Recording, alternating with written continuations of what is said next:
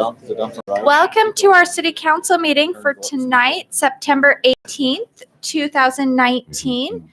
We will begin with an invocation by Pastor Rowe. I didn't see him, or somebody else from anyone else from the Church of Christ here? No? Okay, then we'll have the prayer by Tyler and the pledge led by Jason. Heavenly Father, we are indeed grateful for the opportunity we have to gather together today as citizens of Cedar City. We're thankful for the blessing it is to be able to participate in the political process. We're thankful for the freedoms we enjoy, and we ask you to bless us to appreciate them and to uphold them. We are thankful for the opportunity to have discussion tonight. We ask you to bless that we can be kind to each other. We can be able to discuss matters in a way that will provide good and positive outcomes. We are thankful for this city. We're thankful for the citizens who have built it and for the blessings we have with those that came before us.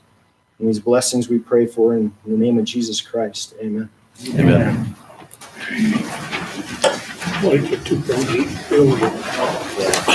There's some typos.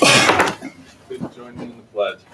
I pledge allegiance to the flag of the United States of America and to the republic for which it stands, one nation, under God, indivisible, with liberty and justice for all. When you start talking buildings, you start to sound like a film. Okay. We also need to excuse Councilman Adams this evening. He is out of town and will not be able to join us. We will now move on to our agenda order approval. This is for both meetings, starting with action first. It's the agenda that doesn't say work.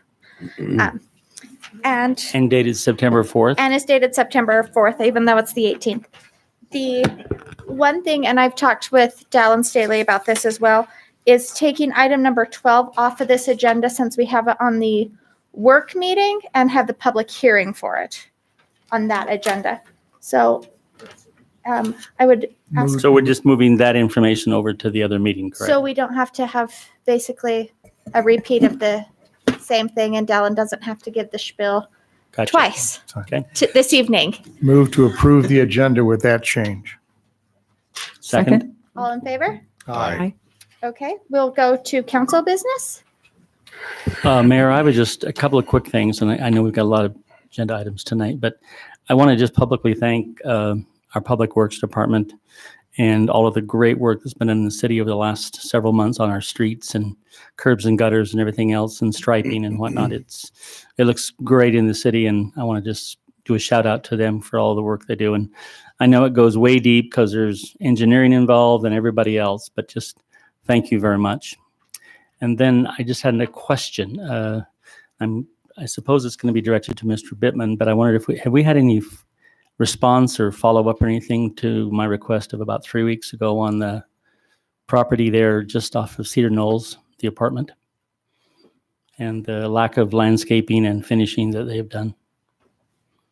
You'll have to remind me of it. It's the apartment complex just behind the Clarion, across the street from the Clarion there. There's the Quail Court at Cedar Knolls, which is being built, and then there's a new complex that was completed in November.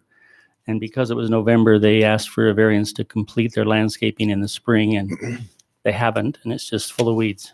So we've had the engineering and building departments go and talk to them. I know that happened 2, maybe 3 weeks ago, right after the meeting where you brought it up.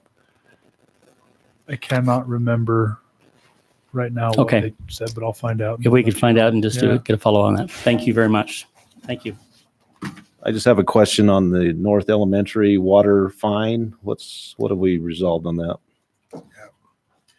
We haven't resolved to do anything with the fine. That staff simply doesn't have the ability to do anything with the fine. So North Elementary is served on our culinary water system. They're not one of the school district's properties that are off the secondary water system. All of our culinary water customers have watering restrictions between 8 a.m. and 6 p.m. from April 1st to October 31st. Our ordinance is pretty simple. It says the first time if staff encounter somebody watering during those times, we give them a written warning and ask them to please not water during those times. If it happens the second time, our ordinance has no flexibility in it. It says we're to shut the water off to that property. And we're to leave the water off until the property owner pays the reconnect fee, which is $25. If it happens again, we're directed to shut the water off, and the fee goes up to $100 to turn it back on. So with North Elementary, they were advised in July that they were watering during those times of the day and asked to fix their system. And then again, earlier this week, they were given a second notice. Upon the second notice, our staff thought it would be a bad idea to shut the water off to the property since it was full of school children. So we just told the school district that they needed to pay the $25 fine. The school district appealed the fine, but the ordinance also goes on to say that staff can't waive the fine unless the party appealing the fine can actually show that they weren't using water during those prohibited times. So we don't have a lot of flexibility. Okay, the email I got didn't mention those other two instances. It just mentioned that there was sand in a sprinkler, and that was the reason that one was running. I had no idea the background of that, Yeah, so thank you. That's a little more info. So we've asked staff to make some proposals, to come back to the council and make some proposals on how that ordinance works, so we could do something different with a school full of kids, and we could follow our ordinance as staff and not have to find ways around it on schools and businesses. So we'll bring that back to the council in the next few weeks. It Thank is not you. being ignored. It is being worked through. So thank you for doing that. Yeah, the email wasn't. Are there other comments or council business? Well, thanks for the new artwork. Yes, we're going to get to that too. Okay. So, okay, then we will move on to staff comments with Steve, which gets to.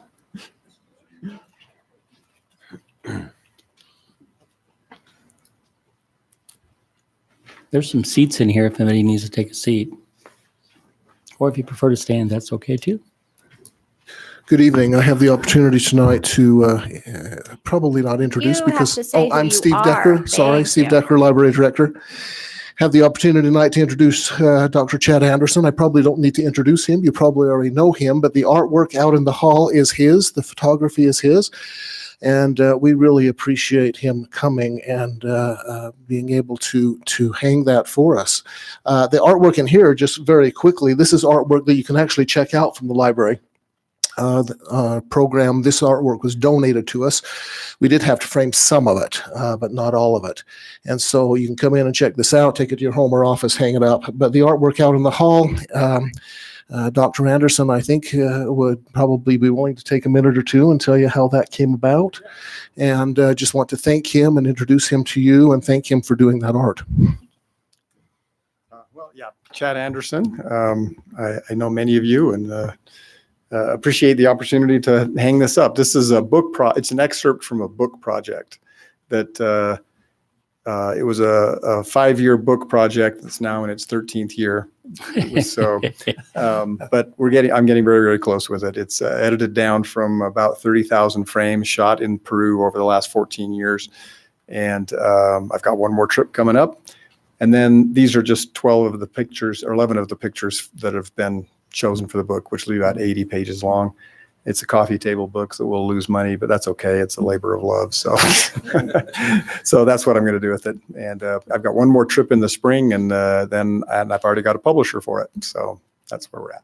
That's great. Anyway, So you thank you for the opportunity. So to Chad, show you create art and then help us see it better by fixing our eyes, right? Yeah, that'll work. Thank you. So How long will the exhibit be up, Steve?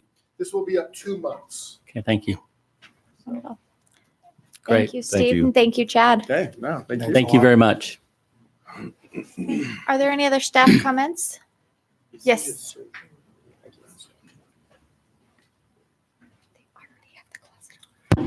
Thank you, Mayor. Council, Darren Adams with the Police Department. Just a few quick things. I'll be brief. The first thing is just our progress with nuisances.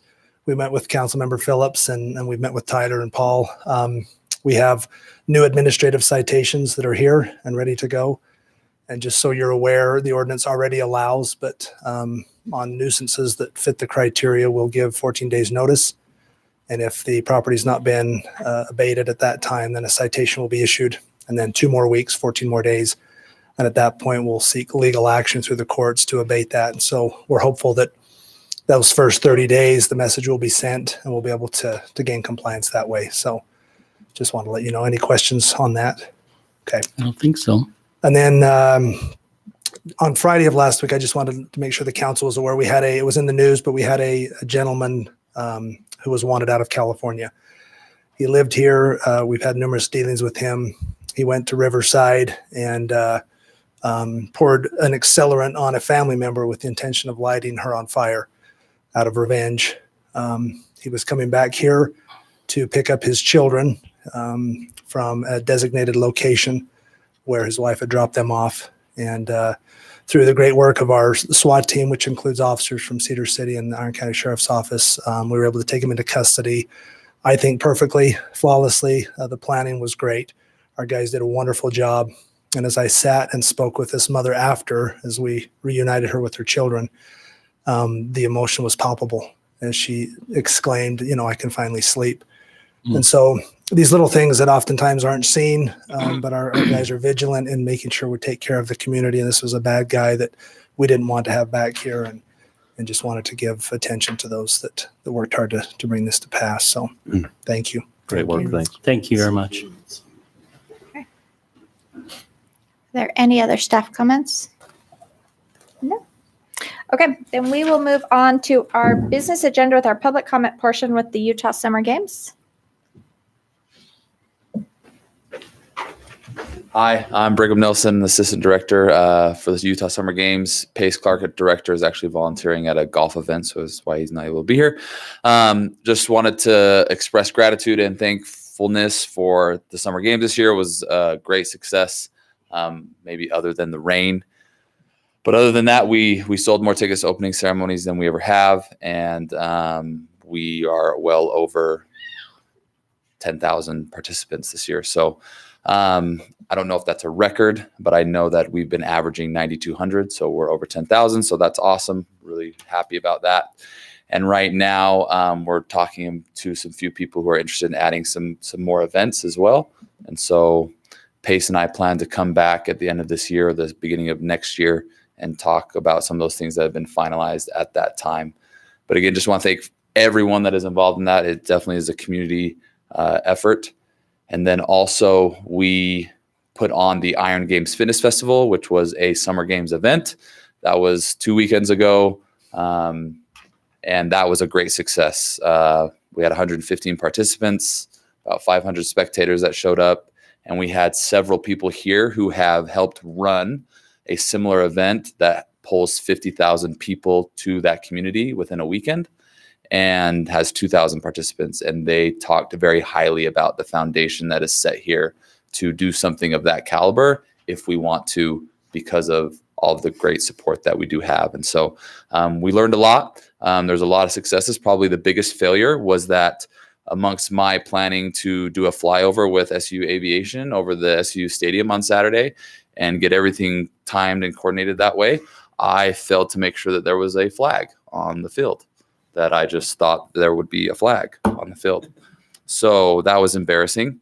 But other than that, I think it went pretty well. I'd like to thank the police force for their help in closing the road, and the fire department showed up with a truck on Main Street, and there were just so many cool things that people have never experienced that made our competition stand out from others, and specifically one that was thrown in Orem a week before, that I won't get into too much detail, but basically they kind of sabotaged our event. Or tried to. And anyway, so there was just so many good things about ours that helped ours stand out and separate itself from that for next year helps us to build into, if people choose one, they would probably choose ours. So Any questions on summer games in general, or just anything? Brigham, can you tell me Yes. how the downtown businesses felt about the Iron Games? Yeah. So the ones that I spoke to personally, I did not speak to everybody personally.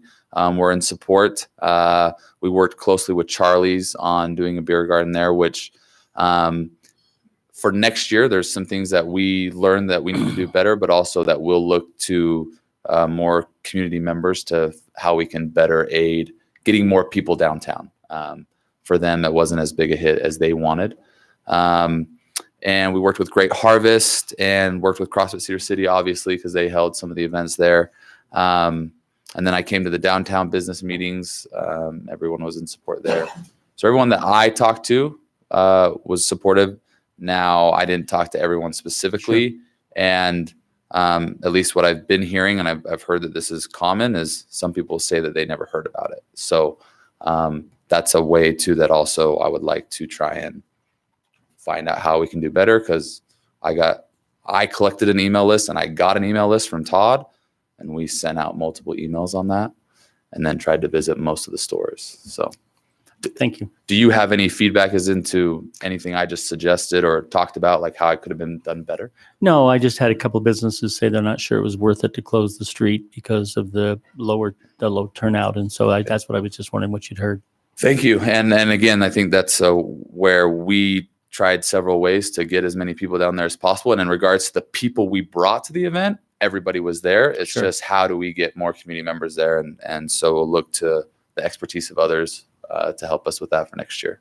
Okay. If we want to do it on Main Street again, that doesn't have to happen. Gotcha. Is there a way where the road could have been closed for a shorter amount of time?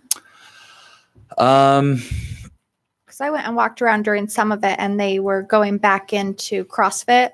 Mm-hmm. And so there weren't people out there doing events. Right. And so, and part of that was the logistics of having to set up two different things and the time that it takes to set up after one event going into the next event. Mm-hmm. And so it was just giving our people something to do in between that setup. So I would say, yes, I'm sure that there's a way, but as in like maybe not doing one of the events, but logistically, like we had to have time to break down different events that were going on and set up new events, if that makes any sense. Yeah. So yeah. Are there any other questions? Okay. Thank you so much for Thank the you. update. Thanks, guys. Okay. Yes, come on up. I'm Gary Player. I didn't bring my trumpet, and I'm not going to talk about water. They just built 5G cell phone towers in my backyard on top of Lay Hill near the Redmond water tank. And we've had serious problems with that. It blew out our wireless internet completely. And we've replaced it with a cable internet, but now our router gets put down frequently because of the strong radio waves that come into our home from those 5G towers. I've got an air conditioning unit that has a breaker on the back porch. The breaker gets knocked out frequently, and I have to get up in the middle of the night to cool my house. I had a home office, I still do, on the south side of my house, right under a window, which is kind of silly, but I like to be able to look out the window. But I had to move my desk because I was starting to feel a little bit upset by the radiation. I'm not certain whether that's the truth or whether it's what I was guesstimating, but I just wanted to make you guys aware that the 5G towers have made life a little tougher for us. My wife here, Corey Lynn Player, as some of you know, was a writer for the Spectrum for years. She's long had back pain and gastritis because of osteoporosis, and she had a bad stomach surgery years ago. And she's starting to feel it a lot more too. Our bed is on the south-facing wall, right opposite the towers, and we don't really have a place to move it. So my question is, did the cell phone providers have permission from CITLA to upgrade? I don't know whether even CITLA can make them do certain things. The FCC is probably the agency that is in control completely of cell phone towers. And secondly, if they did get permission, was it proper for them to construct those high-powered cell phone towers in the middle of a neighborhood? And I've talked to several of my friends, and they've had problems too. Not as severe as I think they are, but bad enough that they're noticeable. So I'm just saying that we got to figure out whether this is a problem, and I'm not asking you to solve it tonight. I'm just bringing it to your attention. And I would assume this could blow up into a national lawsuit against these 5G towers because they're doing this all over the country. Ours isn't the only town that's getting a tower like this in the middle of the neighborhood. But either way, it's a problem, and I just wanted to make you aware of it. And who shall I leave this with? Me.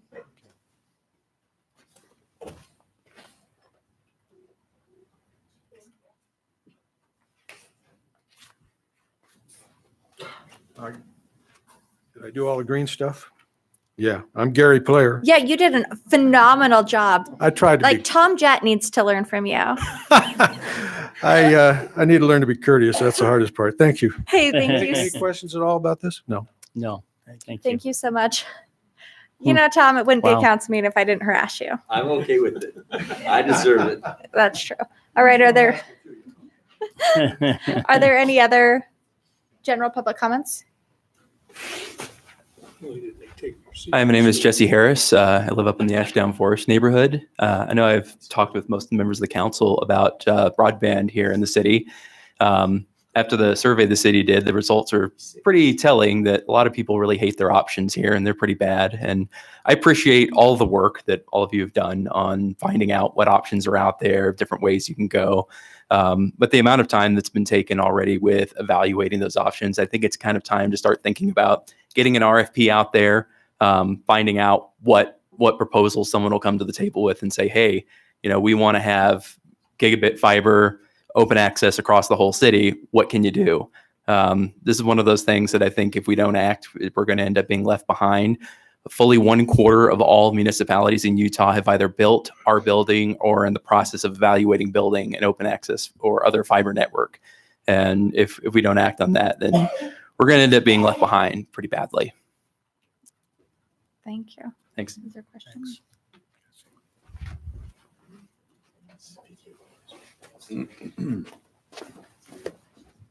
Good evening, Carter Wilkie. I just wanted to report on a couple of things. One, last week I was put in as the president of the Children's Justice Center board, and that's why I'm here tonight to talk about that. We just want to publicly thank Jared Barnes and the entire staff at Cedar Ridge Golf Course. We had our annual golf tournament there this last Friday. That single event brings in, after all of our expenses, brings in about $12,000 to the Children's Justice Center. So it's a great event. So again, we just want to thank them for all that they did and for letting us be up there. And then also, I just want to talk about our Furry Friend Fun Run that we had on Saturday. It was, I will call it a success. It was good. It was the first year we've been able to do that. We will continue to do it. We will continue to try and hopefully make it grow. I'd like to personally thank Councilwoman Hartley, Councilman Phillips. They both donated to that event. So that was good. We're still waiting for Walmart to come through with their final donation. So we'll be somewhere just over $1,000 that we'll be getting ready to donate to the city. And towards that, I know we've talked with Tina a little bit, and there's some things that she would like to see that money go to, hopefully at the shelter, to make their job a little easier, and in regards to cleaning the building and maintaining the building. And so hopefully that's what the money can go towards. We can still have that discussion. So just wanted to talk about those two things. Thank you so much, Carter. Thank you, Carter. Are there any other public comments? No? Okay, then we will move on to our public agenda with the consent agenda. Item number 1, approval of minutes dated August 21st and 28th, 2019. Ratify bills dated September 9th, 2019. Approve proposal for electronic document management software system from MVI. Move to approve the consent agenda. Second. All in favor? Aye. Okay. Then we'll go to our action agenda. Item number 4, consider an ordinance amending the city's transportation master plan to add a 66-foot wide master planned major collector street along Industrial Road from 300 West to Airport Road. Who writes these descriptions? Who's speaking on it? Do you want?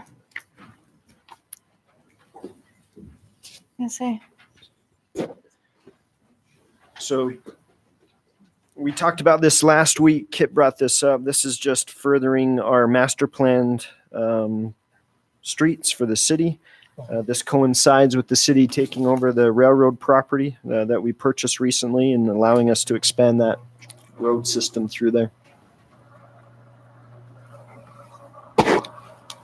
Move to approve. I will second that. All right, we'll do a roll call vote starting with Councilwoman Hartley. Aye. Aye. Aye. Aye.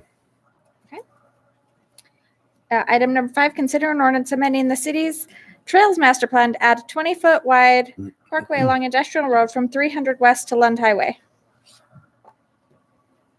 Well, I think it's a great idea, and I think it's something that we should try and expedite as quickly as we can. That's what I would say. Is that, a motion? That is a motion, yes, to or is that a approve this. comment? Second. All right, we'll start with Councilman Cousins. Aye. Aye. Aye.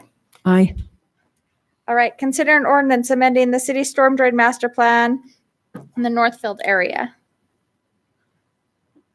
Who wants to talk on that one? So similar plan here. This is part of the community that's expanding, and we need to have more capacity in our sewer systems. This master plan would allow the city to use some impact fees to be able to develop this. It would dump the water that enters this sewer line into a pit that the county owns, or storm drain into a pit that the county owns. Motion to approve. Second. All right, we'll start with Councilwoman Hartley. Aye. Aye. Aye. Aye. Okay. Award bids for the Bicentennial Park Playground equipment. Thank you for not having a super long title. Yeah, you could short this. Wade Orm, Parks Division Head. So we would like to suggest that we award the bid to Garrett and Company. They have the specs there in your packet. We had an overwhelming response to the kids. It was actually 6-1 for that playground structure, and it actually is the least expensive one as well. So, Was there any reasons why? I mean, did the children respond other than it just looked funner than the other one? I don't know. It was a pretty simple process. It was both playgrounds on a whiteboard with some large pictures. They would go up to the front desk at the aquatic center and get a ticket and go put it in bucket 1 or bucket 2. And the ages of the kids were? It was only for 12 and under. So, and that was what the play structure is designed for. So we only wanted their input. Have we worked with this company ever before? We have. So we're trying to get our shade structures for Bicentennial before. I have got replacements parts from them. They did the shade structures up on the hill. They installed those. So they're very good in the customer service. The calling them, getting a call back, resolving issues has been very well. Can you tell them between the two proposals, was this the least expensive? The most Out of all of them that we got, this was the least expensive as well. So it is saving us a little bit of money that we can And the put number to, one choice. to put to other things. So all 3 of them were on state bid contract as well. What kind So- of time frame are we looking at and once this is awarded? We can order it tomorrow. I think he said it's about a 4-week production. So this fall, the new It equipment. could go in this fall. I think a lot of it will be, we are saving money by having streets department excavate the site. And then we are using our blanket contract or for concrete, to put a curbing around. So some of that will be just coordinating their Sure. time frame as well. Are there any other Move comments, to questions? approve the awarding of that bid. Second. All in favor? Aye. Aye. Aye. And just so it's clear, that was to the Garrett Company, the low Garrett bid. and Company, yeah. Yep. Okay. Consider proposals for IT services.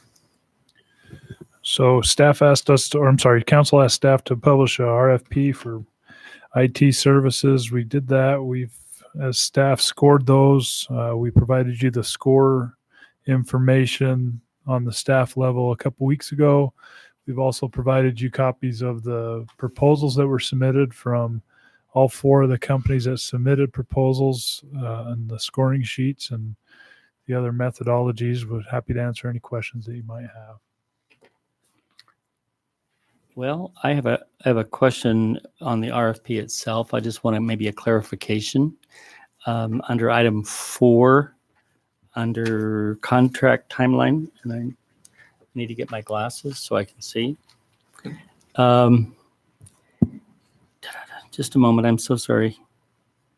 It says that the contract time will be a minimum of 2 years unless the contract is otherwise terminated by either party in accordance with the contract terms. And I just want to make sure that regardless of who this might be awarded to, if there is a need to terminate contract or something, that are we able to get out of it in 6 months or 3 months or, We haven't entered a contract with anybody yet, but right. most of our contracts have a provision in them where we can provide notice and terminate the contract. So we would include something similar. Okay. They would have to give the company some reasonable notice. and Understand. Some timelines to work all that stuff. But out, we'd spelled out 2 years, so I just want to make sure we weren't necessarily, it may be great, but if there was a problem on either party, we'd want to make sure that we had the flexibility built into the contract. Okay. So that was my question on the RFP, I guess. And then I think, I know the answers to some of these questions, but they've come up, and so I just wondered, I think under the pricing context and looking at all of them, we specifically asked for a 40-hour, 60-hour, and 80-hour kind of comparison, and one of the vendors didn't provide the 3 options, and I was just wondering why that was the case, because I know some other people had asked similar questions, and I don't know if anybody wants to speak to that, or if everyone's okay with that price that's being quoted. Robert, do you want to speak to that? I'm going to say you could be a tiny bit more specific. I'd like Robert to speak to why there's only one price in his bid proposal. Thank you for being more specific. You betcha.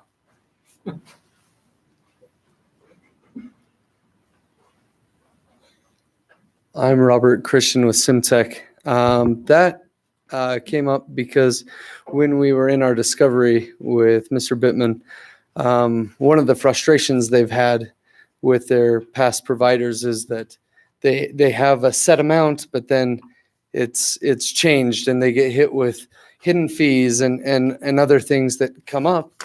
The way we do business is not by an hourly block. We if you had a plumber and you said, I need you to maintain this building in 20 hours, and he comes back and says, well, that's nice, but I actually need 120. And you say, no, you get 20. You're not allowing him to do his job accurately and precisely and to a quality that would be appeasing to him and to you. And so we operate in a similar manner. We expect to give our all until the job is done correctly.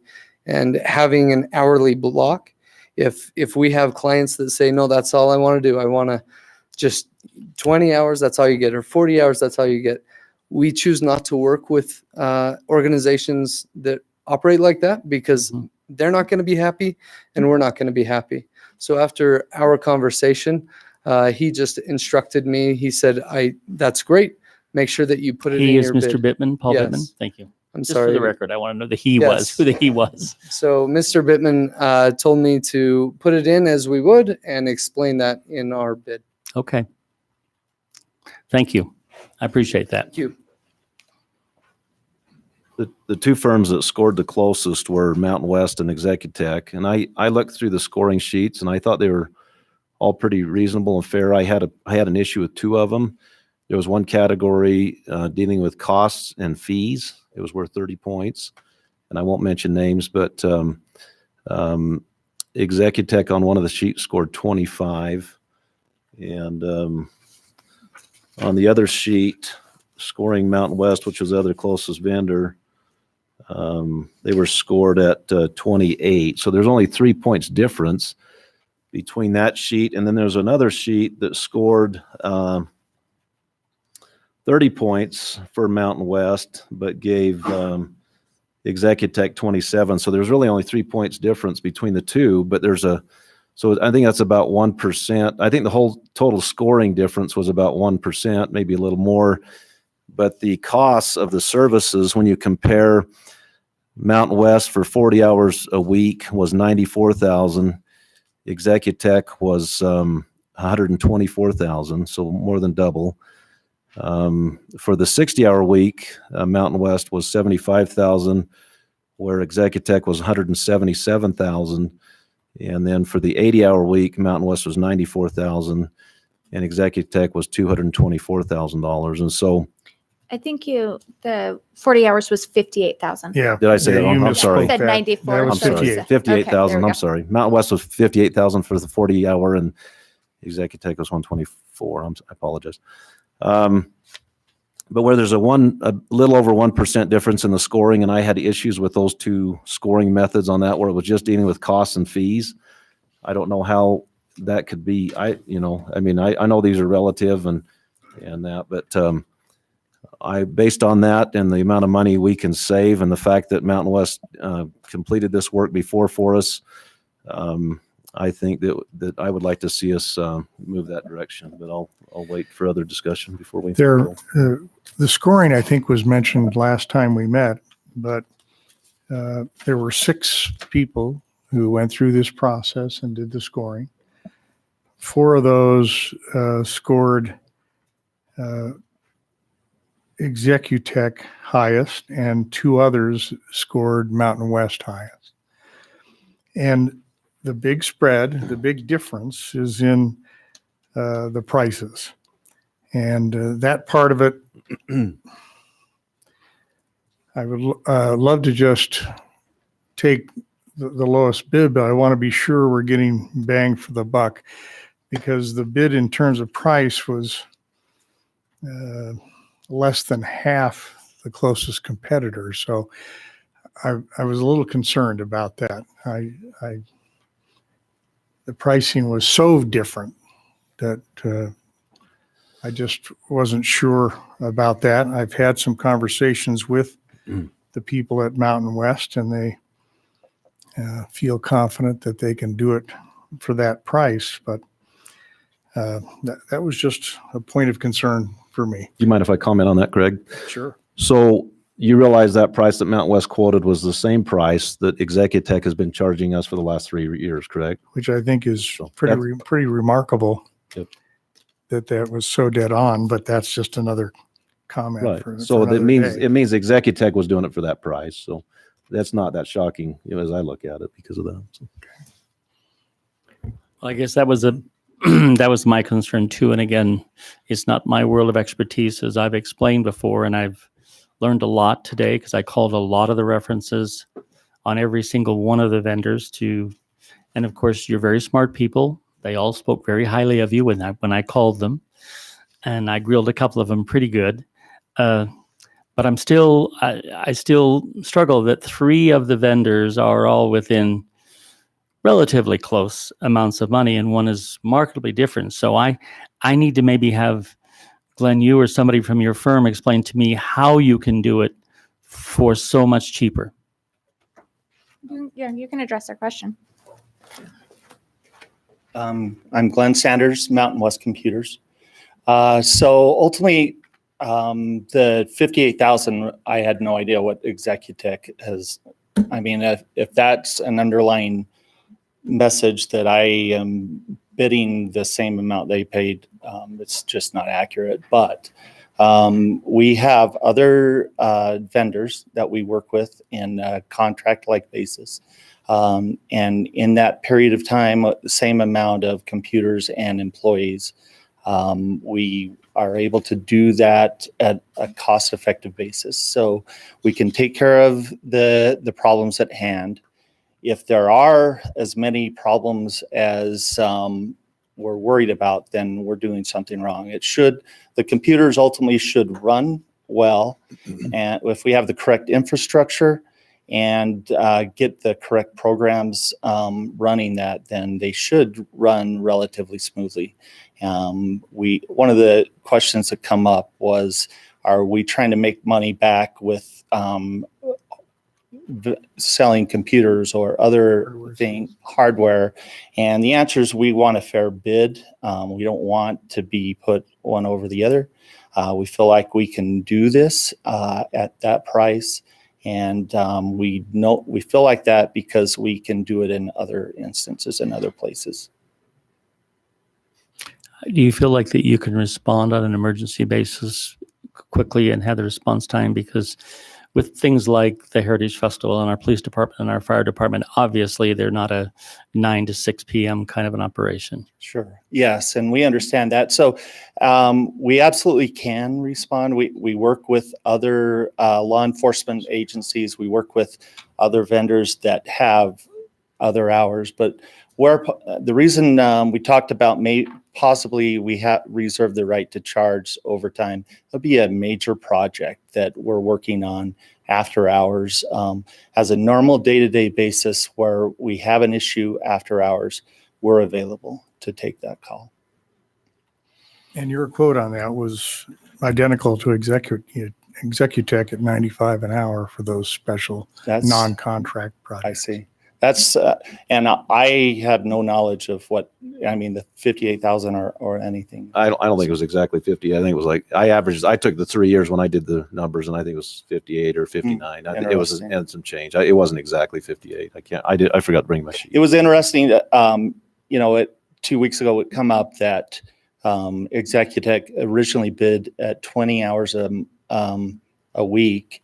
And I looked back at the RFP from 2016, and the RFP was up to 40 hours a week. So I found that interesting as well, that they asked to come back and charge more. So interesting. Thank you, Glenn. Well, I think obviously the technology side of the city has grown. I mean, Sure. as technology changes, as we've tried to make improvements, as they've tried to connect various departments and get all of them streamlined, things are going to grow. Right. And it will continue to grow. Right. For us to think otherwise would be foolish. So Sure. I have to acknowledge what Executech has done for the city over the last 3 years. And so I don't want to necessarily throw them under the bus in any way, shape, or form. No, I'm sorry that come out wrong. What I just found interesting is that there was negotiations after where we thought it was we bid on 40 hours a week. Yeah, I was just surprised by that. That was prior to my time. I'm not picking on causing any fight. Thank you. I also spoke with Glenn this afternoon, met for a little while and talked about this 58,000 being a real outlier from what the others, that an IT person for 40 hours, I don't know how he would pay his IT person, pay overhead, make a profit because they're a for-profit business. He indicated he thought it would take less time than that. So I don't know if that factors into where he feels like he can fulfill it. Executech is spending 30 hours a week is what we've been told. Is that, am I remembering correct? Around 30 is what they're providing now? We're contracted with them for 30. Their timesheets routinely exceed 30 hours a week. Okay. So it concerns me a little bit if you think that you can do it less. We also talked a little bit about cyber security, making sure that all of them, and I don't know if in the scoring, if we looked into that as all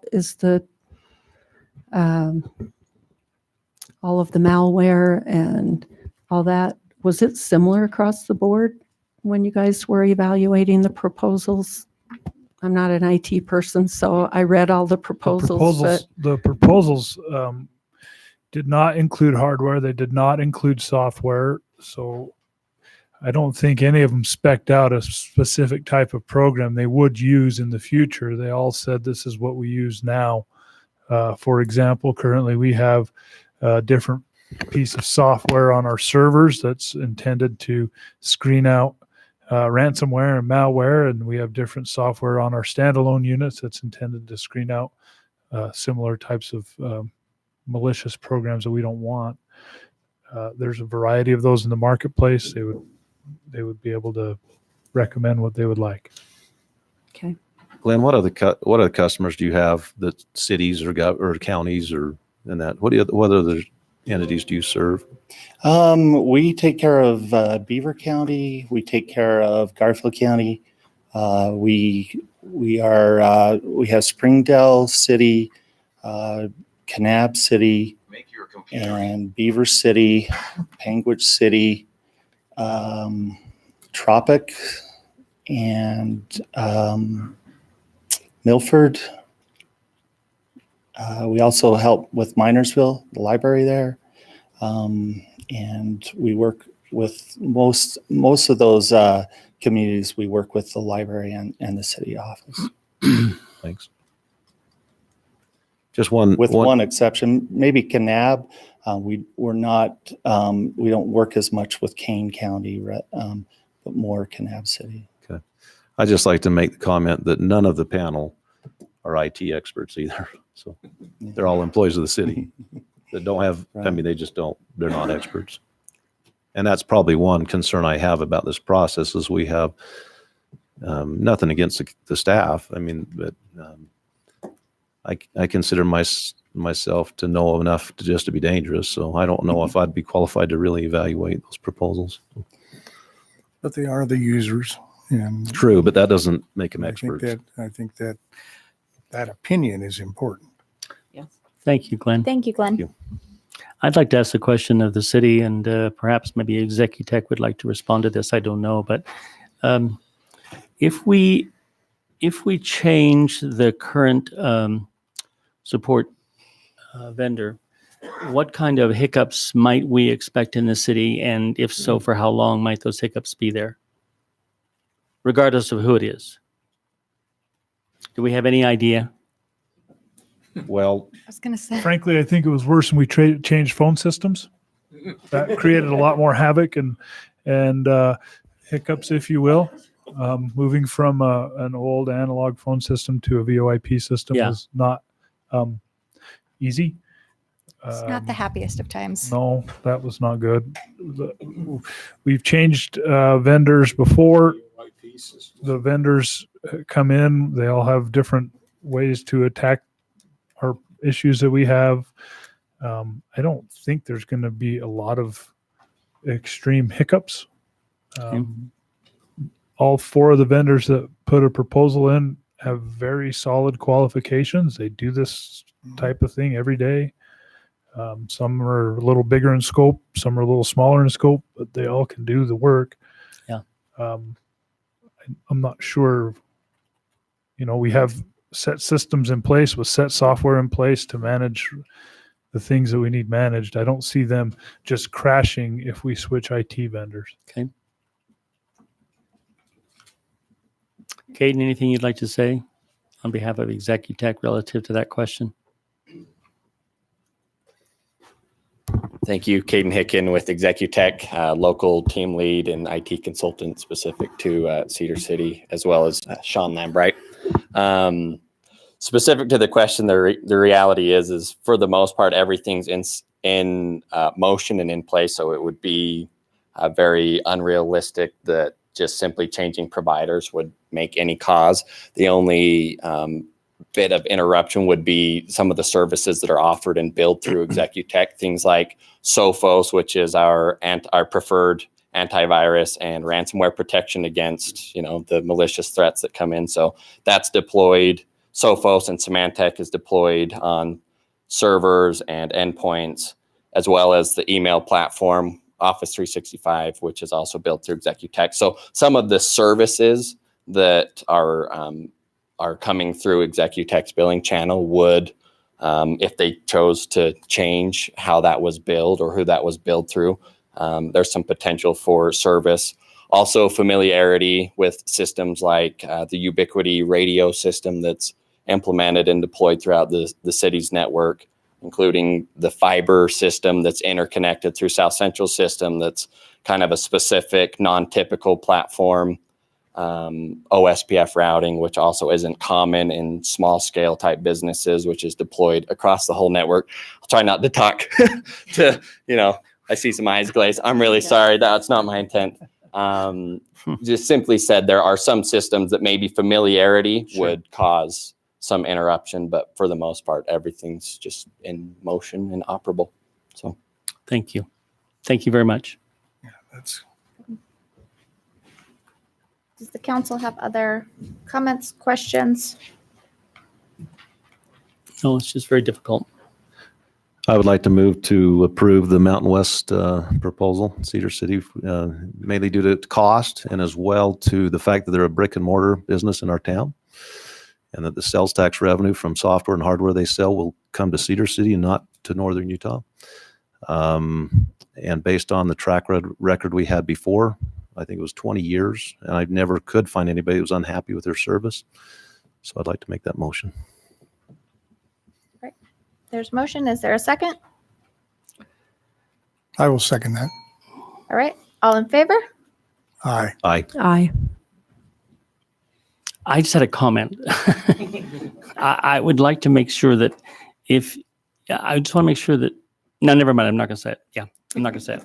This is 2-year contract. Is that what you came out? What's the length of this? That's the That was proposal. what was in the RFP. We'll include language in the contract. If either party's dissatisfied with the other, we can terminate the contract. And that's great. That's great. So it's 2-year. Other than that, if somebody's unsatisfied, they can terminate it. My vote would be nay. Okay. So it's a 3-1-0. I would like to see us change our policy in the future to not go month-to-month contracts, because it kind of becomes never ending. It comes to the point where you never think about it and it just continues on. And so I'd like to see us change our RFPs to where we don't go month-to-month on these kind of contracts, but we go at least a year or 2 or maybe 3. So And I thank you. think that was normally, I think last time it was a specific consideration that the council requested. It was month to month too. I think that was isn't that what Executech does? Yeah, that's is what theirs month-to-month? was, but I think it was a conversation in here too, if I remember correctly. I could have that wrong. But. I remember that too.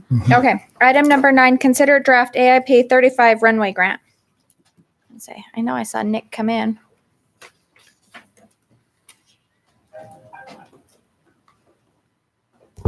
Nick Holt, airport manager. And I just wanted to come tonight there. So when I addressed you during the work meeting 2 weeks ago, we provided you with a draft from the FAA that just had the language, and then the number that I provided came from our consultants, Javiation. I have an updated number from the FAA for their 95% match on this project. The number is $16,323,475.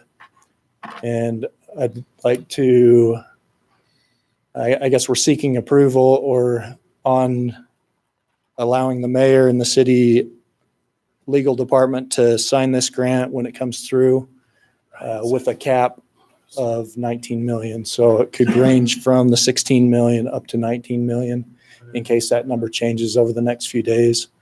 The reason for that, I'm confident it's going to be around this number, but the reason for that cap is that the FAA has a deadline. Their fiscal year ends by the end of the month, and I won't have time to bring it back through council. Right. And, So and you- I'm sorry, go ahead. Are you getting any feedback yet, whether it's approved or not, or? So when I brought this to you 2 weeks ago, we had a deadline that we'd have to have this signed by tomorrow. Mhm. That deadline's been pushed back until Monday. Our consultants have been in communication with them, with the FAA, and they believe it should be released this week. So whether we see that Friday or Monday, I expect to see it over the next few days. And Great. And our agreement here on this sliding scale is still at 95% for the federal side of it, and ours is the 5% match. Is that ours correct? is a 5% match. However, we're not coming out with cash to meet Right. that match. It's a force account work that we're Right. doing with city equipment. Yeah. Match. And by okaying this agreement tonight is contingent upon the contract being awarded and the grant being awarded. Yep. Yep. I make a motion to approve. Second. All in favor? Aye. Thank you. And does your motion actually include that you like the contingent part? Yes, it did. Okay. It did. Just making sure that was. Yes, ma'am, it did. Okay. Wonderful. Thank you. Yes, ma'am, it did. Okay. Item number 10, consider resolution for the Cedar City Engineering Standards Update 2019. What do you engineers have to do? I was gonna be like, it's either you or Kit needs to appear magically. So No, I'm not sure if anything has changed since the work meeting. These are just the updates to the engineering standards that the engineering department has been working on. And we're presenting this for the council's approval. Move to approve. Second. All right, where this is a resolution, I think we're at Councilman Cousins. Aye. Aye. Aye. Aye. Okay. Consider proposals for Christmas lights. Okay, so just an update. Last time we came, we presented you with a rendering of the overhead lights that we would like to purchase. Those would be the big banners that would run across Main Street. There was also 3 display pieces that would be located in Mayor's Square. The large present, the smaller present, and the kind of the Christmas bulb. Council was still concerned about the color of the lights. So we've worked with the vendor, and we've also worked with our vendor that takes care of the lights up and down Main Street. And we've learned that white comes in a lot of different whites. It's like going to the hardware store and trying to get white paint. There's a gazillion different shades of white. So what we've done is we've asked our local vendor that does the trees downtown if he could get lights that matched the sample lights that we got from the guys that are going to build the cross pieces for Main Street. He told us he could. He gave us a price, and he asked us to call our vendors that were going to build the cross pieces for Main Street and get a price from them. We did. The price from the vendor that's building the larger displays was $1.50 cheaper than what he could get it for per strand. So we ordered those lights through the vendor who's doing the cross pieces. And it makes sure the whites match. All the whites are going to match. It's all going to be one white up and down Main Street. The cross pieces going across Main Street will have approximately 4 strands of a different tone as an accent. And that was depicted in the renderings we showed you a couple weeks ago. And they're the bright white, which matches Center Street too. They're going to be the whites that match Center Street, although within that bright white, there could be some differences. And once the lights sit out in the sun for a while, they tend to have some. It's pretty fading. close. They make LEDs with a crystal, and so it's not exact science, but it's pretty close. Right. So They're both going to be cooled the bright white instead of yellow. it's going to be closer than it was. So what happened? I asked that in an email, never got a response. What happened? When did it change to warm white on Main Street? I have no idea. None of us Good. can figure it We out don't for know. sure. I don't know. And how much more is it going to cost us to replace those lights? Which The ones on Main Street? to So redo the them? Main Street lights get taken down and put back up every 2 years. They're on a rotation. And that's done to allow for the growth of the trees. They rewrap them. The 2 years on the Main Street lights was coming up this next spring. We've simply asked our vendor to accelerate that timeline. So to buy the new lights is about $9,000. Okay. The taking them down and putting the new lights up, It's all time. it's all going to be just accelerated from next spring to now. Okay. So in total, we're still going to be approximately 15,000 under budget. Okay, so they're all bright white. They're all going to be bright white. bright. So I'd like to make Tell your them. wife not to worry. No Except the banana. accent. Now there's the There is accent the accent piece in there. strings in the overhead. They're still going to do lights. that. They're still going to put, there's like Yeah. 4 in each display that have that But I think it'll be okay. different You'll tones. like the contract. You sure? Yeah, I am. And the displays in Mayor's Square Think so. Park are not all white. They have the golds. We'll have and- the gold. Yeah. Correct. So those match the renderings. The only part where we're making sure the trees and the overhead part are both the same bright white instead of yellowish trees and white overhang. I think it. We asked our vendor for a mock-up of the overheads in the yellow tones, and the yellow snowflakes didn't look very good. Awful. Are we gonna Yeah. bequeath the Like yellow are we snow. gonna bequeath Nobody like the yellow old snow. lights to some city somewhere that the Christmas bananas? Burrow called and asked about them. They're swags. They're swags. I'm going to educate you people. They're swags. They're not bananas. We will dispose of the bananas Tell you and what I the see. other lights. You and the mayor. To sell that surplus property, what process do we have to go through? So I'm on the board of the Frontier Homestead State Park, and they would like to do some lights, some major lighting in there, and I would like to see us maybe donate those. I don't think you're going to get much. The bananas or the lights we're pulling the down lights, the trees? the lights from the trees. Okay. I mean, if you have to historical connection to bananas, maybe we give them to them. But I'm talking about the yellow lights on the trees. But is that something we could do in a motion, or does that have to be a different process, If you Jason? want to make it part of your motion, please That's do. what I was going to do, if that's okay. That's fine. So I'd like to make a motion. Can I to ask one thing? Oh, If sure. there are some areas like over, so There are areas in the Behind, city park and like festival, by Festival Hall where we have the colored sure, ones and all that. sure. If there are some that we need to fill in those Sure. areas. We use, yeah. So in my motion, I'd say and it makes me feel better that somebody else can use them. Yeah, so they don't just where we're spending rot. more money. But I'd move that we go with the proposal. We use what we need to fill in where we need to, and donate the balance to the Frontier Homestead State Park. Okay. What is surplus? Second. Yes. All in favor? Aye. Aye. Wonderful. And I with move to adjourn this action meeting and move into our work meeting. there a second? Second. All in favor? Aye. Thank you.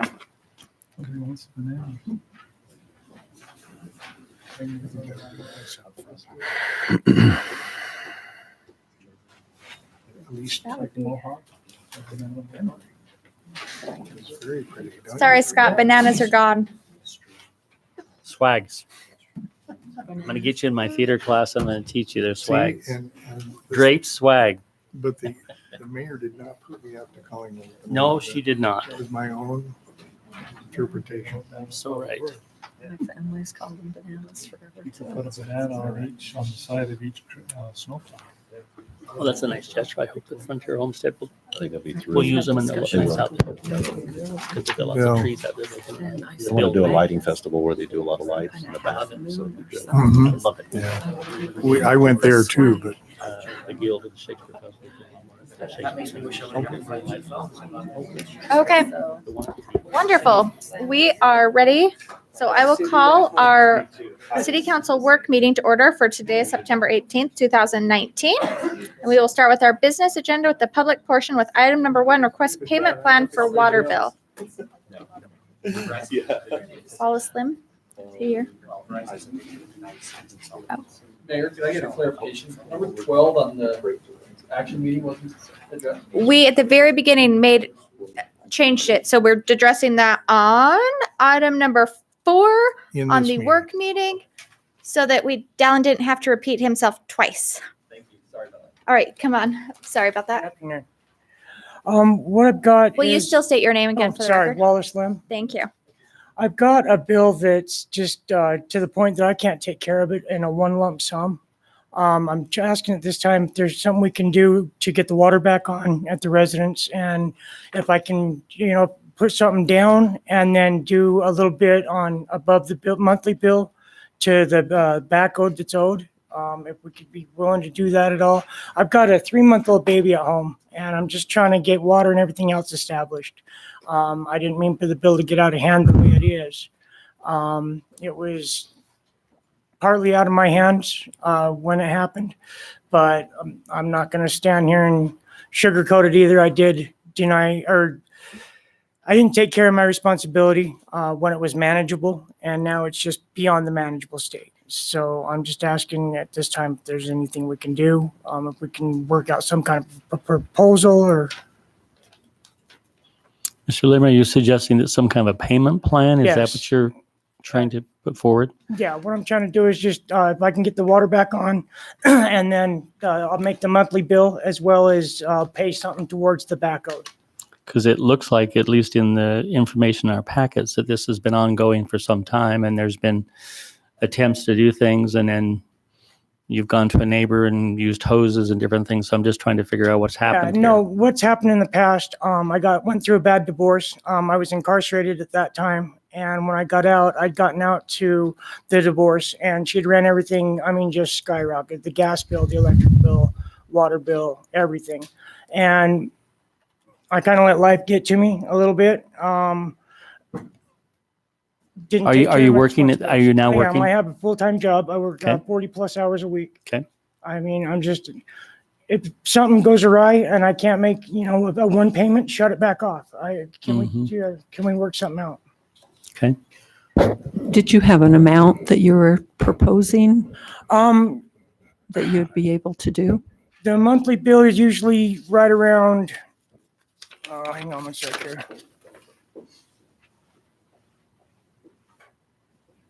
Correct me if I'm wrong, but the monthly bill's about $60 or $70, right?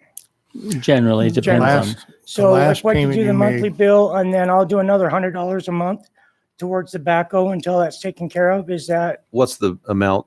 I'm sorry. I don't have the most current bill in front of me. $4,243.48. That's not all just water though. No, that includes the penalty. Penalty is 2407.81. Yeah. The problem that we have when you jump onto another person's property and get water from them, you're not paying storm drain, you're not paying garbage, you're not paying sewer, and those are all included in that bill. So while you may be paying your neighbor something for his water, all those other services, we don't recoup for those services. And that's why I'm not saying I'll pay for those services. I mean, the backhoe, it's on the bill every month. You can look at it. I've been charged that amount.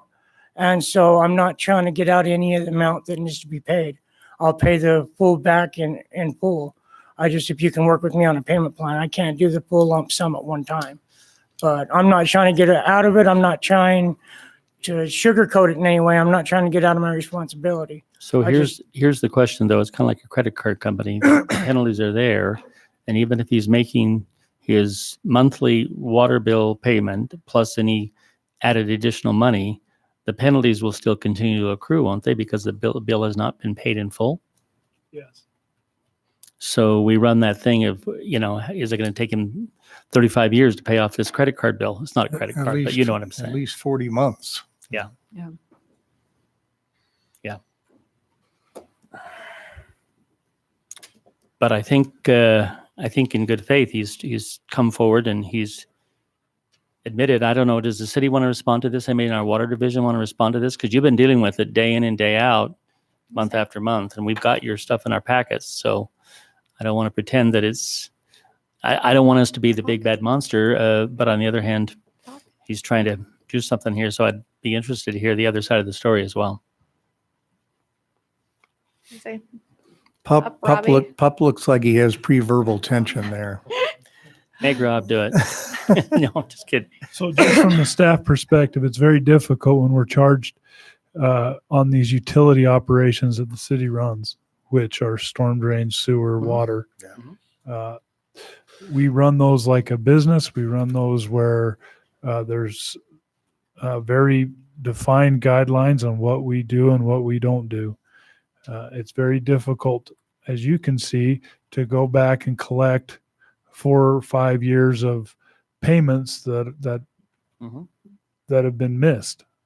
Meanwhile, those services are still being provided. They're still flushing. They're still getting storm drain benefit.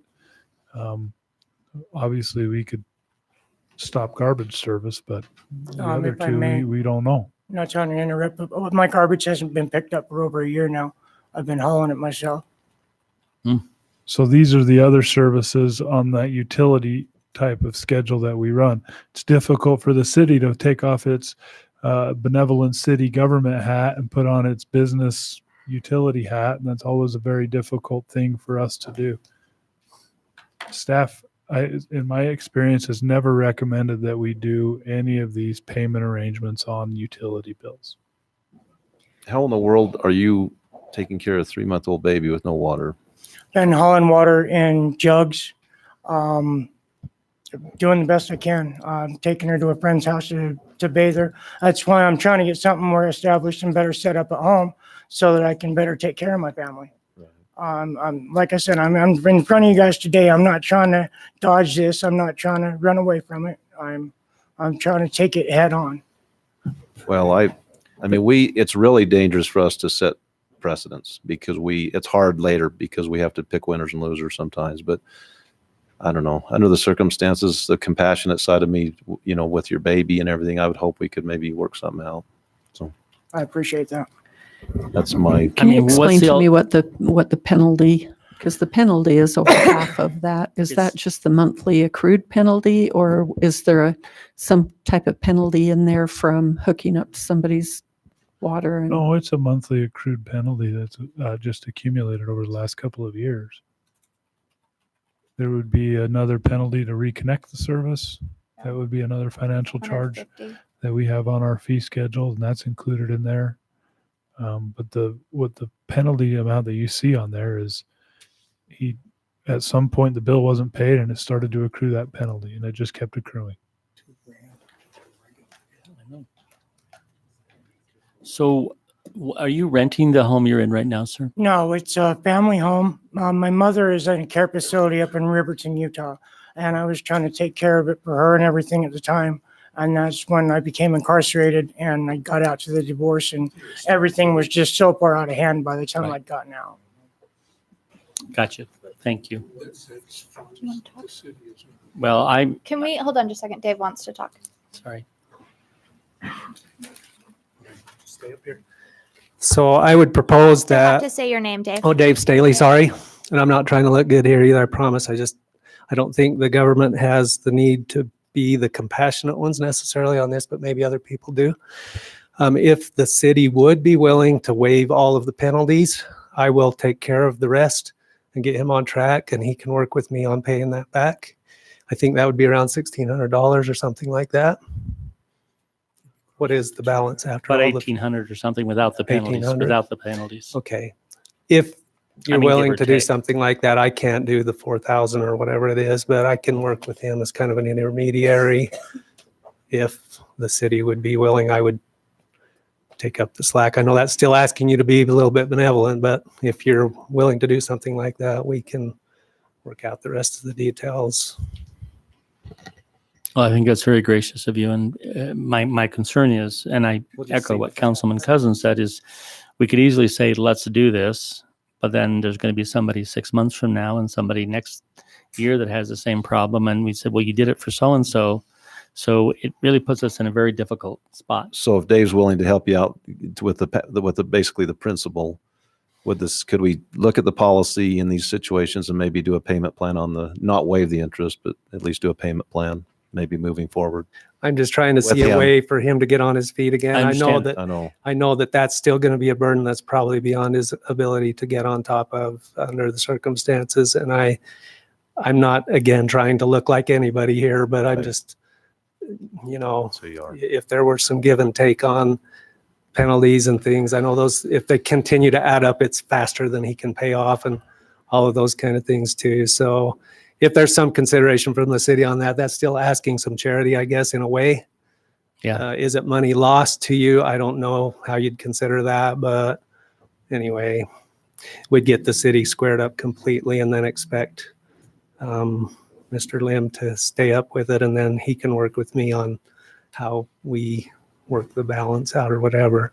That's just an offer. Whether it's a solution that could be worked out on your end, that would be an offer. I'll just leave it at that.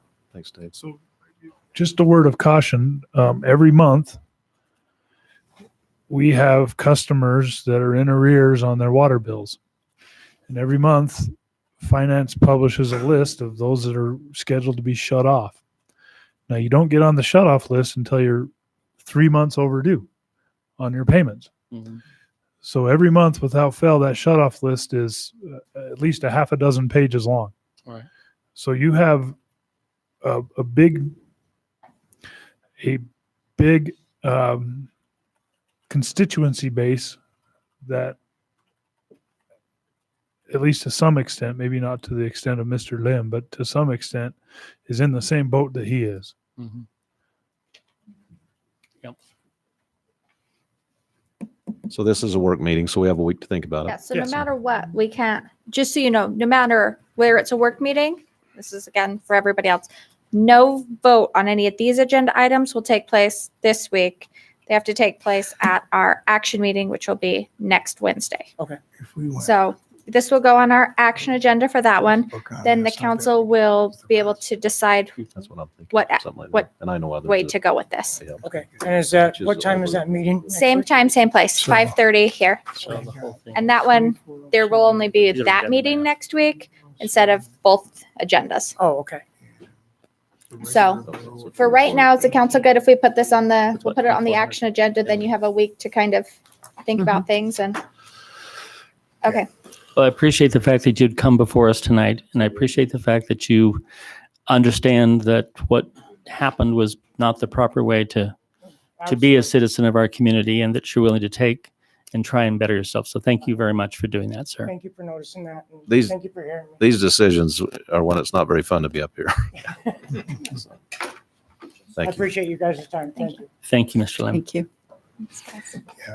All right, item number 2, public hearing to consider road dedication at Hovey Hills and 900 North. Good evening, Mayor, Council. Tim Watson with Watson Engineering. I think my plat show is a bright white tonight, not a gold or yet warm yellow. So I hope that you'll understand that. As long as it matches the other plats that we see, then That's we're right. okay. That's all. That's all. we If ask. it's generated out of my office, it should match. Good. Um, Accent colors, Yes. just the black for the Yeah, accent. I'm just glad that my vicinity plan's in the right location. So usually I sometimes get those in the wrong part of town.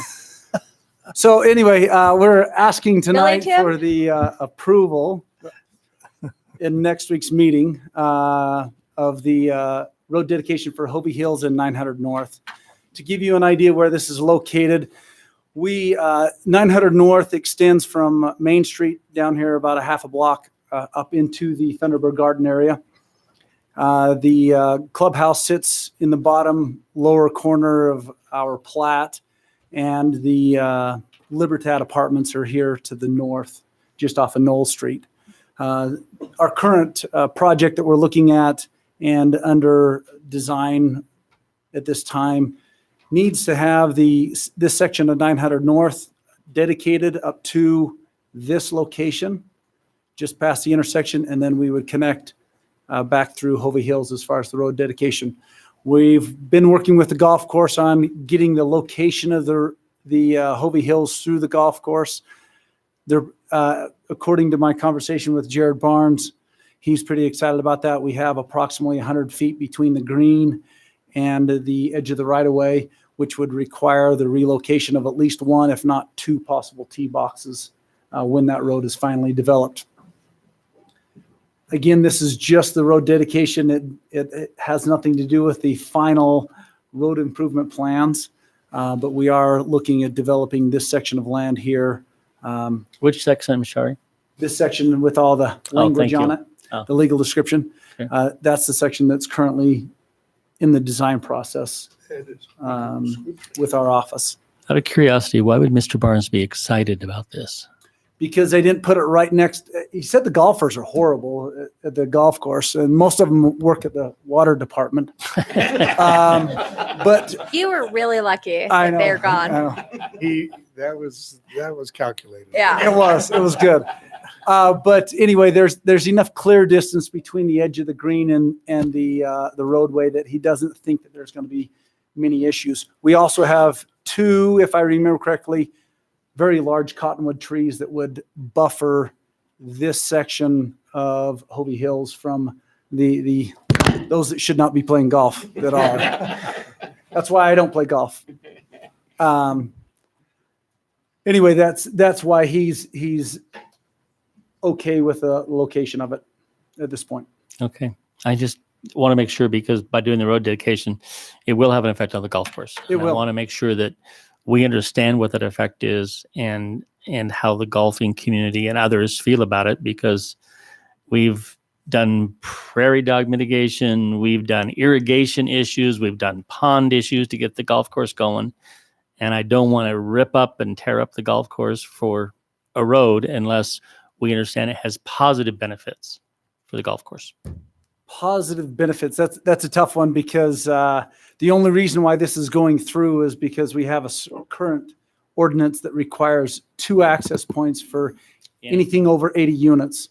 And for Hovey Hills area right here, we are at 80 units minus the 3 that have not been developed or occupied at Libertad.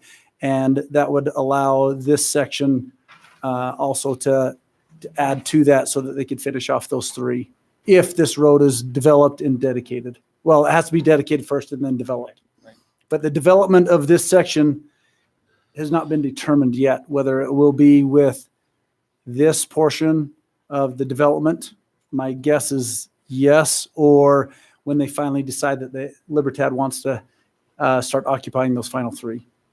That is the unknown at this point. I do want to say, just as an opinion, it's assumed that everybody always just works hand in hand with city staff on issues.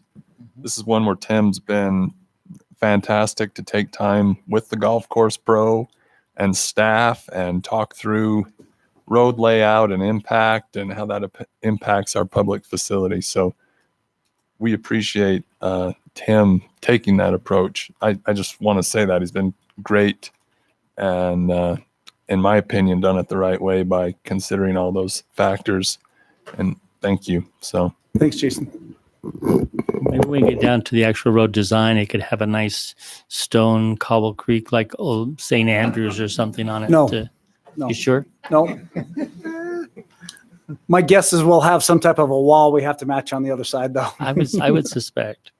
To a certain extent. We're trying to work through the grading right now to where it will be a drive over, not a drive under pass for the golf carts. Oh. That's just one of those that we're Yeah. trying to work through right now. It's I think it's going to be less to maintain and definitely a lot more cost effective as well. Does the fire department have any issues at all with what is being proposed in the dedication?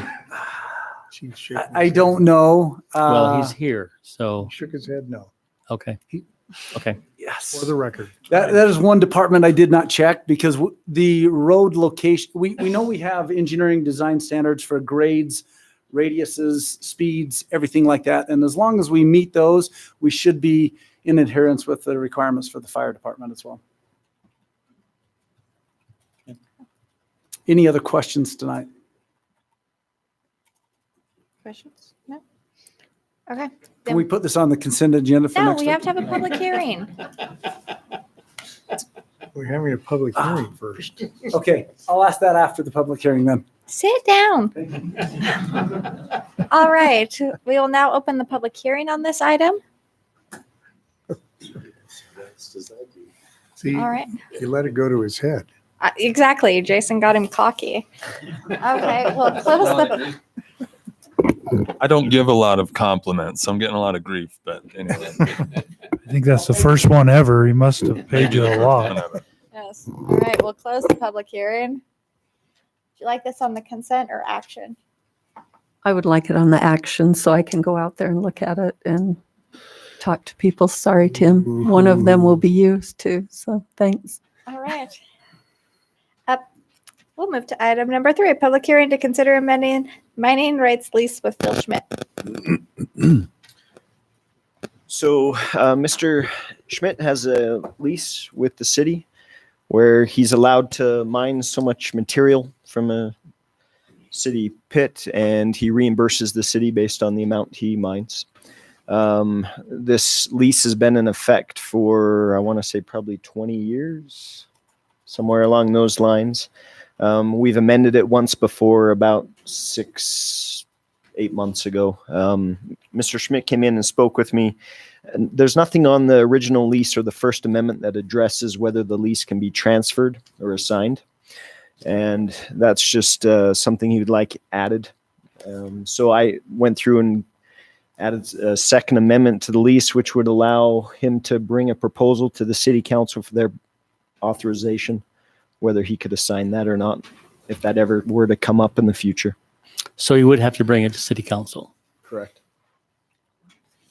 The language just says the council can't unreasonably withhold their authorization. There'd have to be some sort of reason, cause why we wouldn't allow that.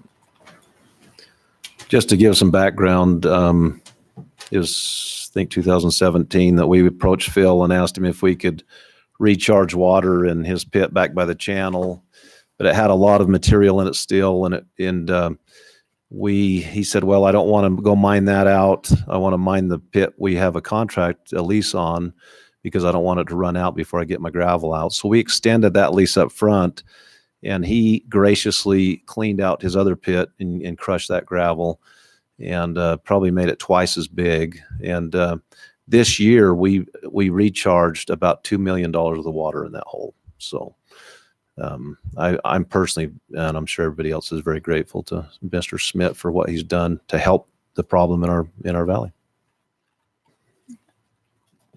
Thanks for the background. Mhm. Are there comments, questions from the council?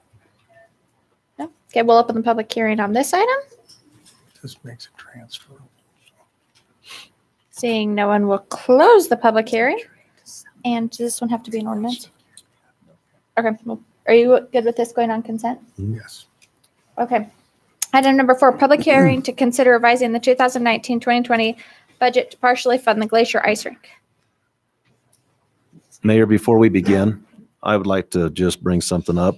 I was sent an email this morning. Apparently I was sent one yesterday, but I missed it. I didn't see it. Councilwoman Hartley sent me an email, and it's pointed enough in the questions that I thought it was germane enough to this discussion that I want to read that email and answer the questions. Just in case there's any misunderstanding in the community with my role with the ice rink and the Staley family. This email was sent. Good question. Yes. Do you have this copy of this? Yes, I do right here. I'll give this to you. Okay, perfect. So this email was resent to me today. This is from Councilwoman Hartley. It just says, Paul, as we approach a decision on the ice rink funding and construction, can you please clarify for me what board or advisory positions you hold presently or have held in the past in relation to the Staleys, the ice rink, and or Staley West? This should include but not be limited to 1, Staley Rec, 2, Glacier, 3, Vision Group, 4, Yeti, and 5, Staley West. In addition, please clarify what business contracts you have completed and or contemplate entering into with any of the above. Thank you for your assistance. And I actually typed out a response to this, but then got thinking about it and decided that I thought it would be more appropriate to answer these in public because it is germane to this discussion.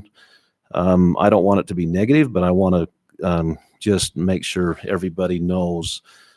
So the first question, I have never served on any advisory positions with Staley Rec, the Glacier, the Vision Group. I don't know what the Vision Group is. I've never heard of it. Yeti and Staley West, and I've never served on any other boards relating to the ice rink. In addition, please clarify what business contracts you've completed. I've worked for the state. Our family is in the cabinet making business, and our family has done a lot of work for the Staleys in past years. If there was ever a conflict in anything, I've disclosed that, as I always have in the 8 years I've been in office. Further than that, I don't think it's anybody's business. It's no more anybody's business than if the Staleys did a banking deal with somebody and I try to get information about a banking deal. And then the other question was contemplating entering into any other contracts. I have no contracts at the moment. I have no intention of any contracts. It's not saying I won't, but I don't now. The only thing I have done in relation to the ice rink is 8 years ago or 7 years ago when Dallin approached me with this idea. I went to Mayor Burgess at the time. He thought it was a great idea. Our scout troop 1865, helped lay miles of pipe for the cooling system. We then, when they bought the ice rink dasher boards and equipment from Grand Junction, that sat in the sun, so the blue caps on top of the dasher boards were cracked and broken and could pose danger to the skaters. And so the Staleys purchased some material. We donated our CNC machine and routed new caps for all of them. I spent about 16 hours routing those and that's about $2,400 worth of CNC time. I didn't charge them anything for that. In addition, I ruined a diamond bit that was about $350 to replace. And so I have done nothing with the ice rink in the years I've been involved, other than I've never received one red cent or any favor. I've done nothing but try to better our community by participating in that venture. Thank you. Thank you for clarifying that. I've had several citizens come to me asking for that. So thank you for making that public. Is there anything else council wanted to say before we let Dallin talk? No? Okay. And thank you for giving us hard copy. I know Renan will greatly appreciate it. Let me do it now before. I was going to say, you don't have to do it right last this. time you asked me for one of these. So. Thanks. Okay, Dallin.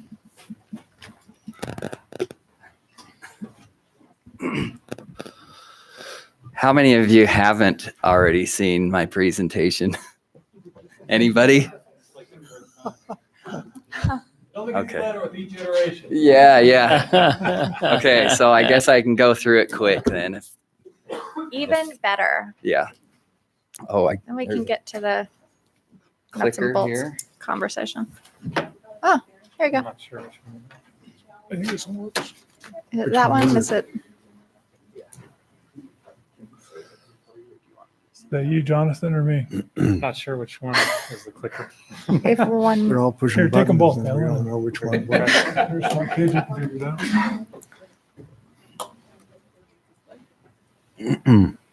That one or that one? You could just say Jonathan. Just and tell, push just a button. tell me and I'll. Okay. All right. So I guess this is the official public hearing that we've had a few times. So I'll try to go through it quick, but still give a full presentation since this is the big one. So the history of the ice rink goes back quite a while, almost 10 years now. There was never any master plan or any big scheme to make a multi-million-dollar ice rink. This started out in a farmyard where we had some shade and could make some ice, and was just a way to entertain a few people during the winter. And it turns out that a lot of people in our community happen to have an interest in doing the same thing that we thought would be fun. So this is just a couple of pictures of what we started out there. It only took a couple of years before we had over 1,000 people in a couple of months' time wanting to come out and just do this or that on the rink and have a good time. So we decided that what we had set up there and our snow shovels, our landscape rake and garden hose were not really sufficient to maintain ice for a community to skate on. So if you go to the next one, so we decided we'd try and see if there's some way we can create something that could provide this service, I guess you'd call it, to the community that we weren't really able to support ourselves. So in 2013, we started a process of trying to get some RAP tax funds and trying to acquire enough ice rink equipment to make a refrigerated ice rink and something that we could maintain and offer to the public. And it just so happened that we came across everything we needed, and by some miracle, we convinced the city to give us almost $100,000, $93,000 to prepare the site where we could set all of that equipment up. And not unlike what we're trying to do now, there was plenty of people that said there's no way that an ice rink can support itself in Cedar City, and it's a terrible idea. No one will use it, and it's a waste of taxpayer funds. Kind of went through the whole same process that we hear, but on the other side, there was people that looked at what we were doing. There was people that supported it, and then enough people that could see the vision and the benefit to the community that they were willing to take a chance. So go ahead to the next one. So fast forward 6 years from then, and this is a little bit of footage from our season this last year, just to give you an idea of all the things that go on at the current ice rink throughout the 3 months' time that we're in operation.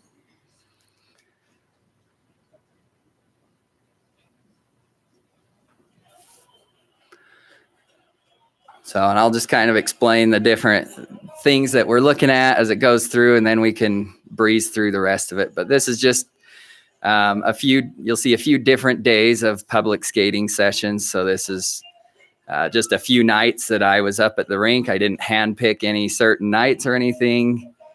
But this is just your average evening up at the ice rink on a public skating session.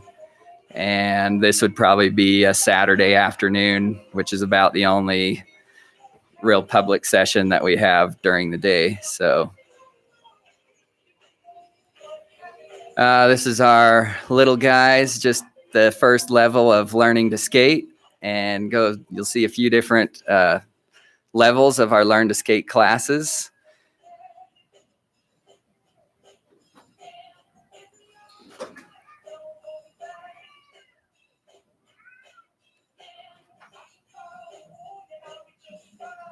This is their last week of learn to skate. They did little performances for all the groups, so that was kind of fun. So then this is the youth hockey. So this is starting out with the 8 and under youth hockey leagues.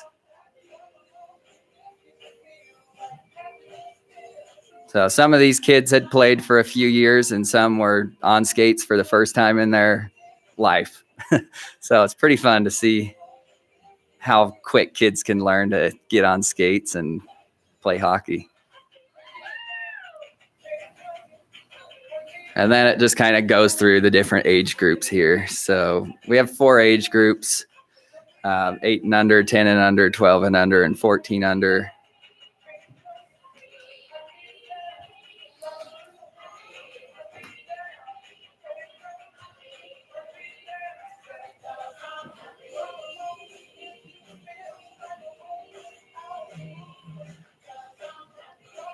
Then this is our high school hockey team. So for a group that only gets to play for 3 months a year and gets on the ice for the first time after the season is half over, they do a pretty good job.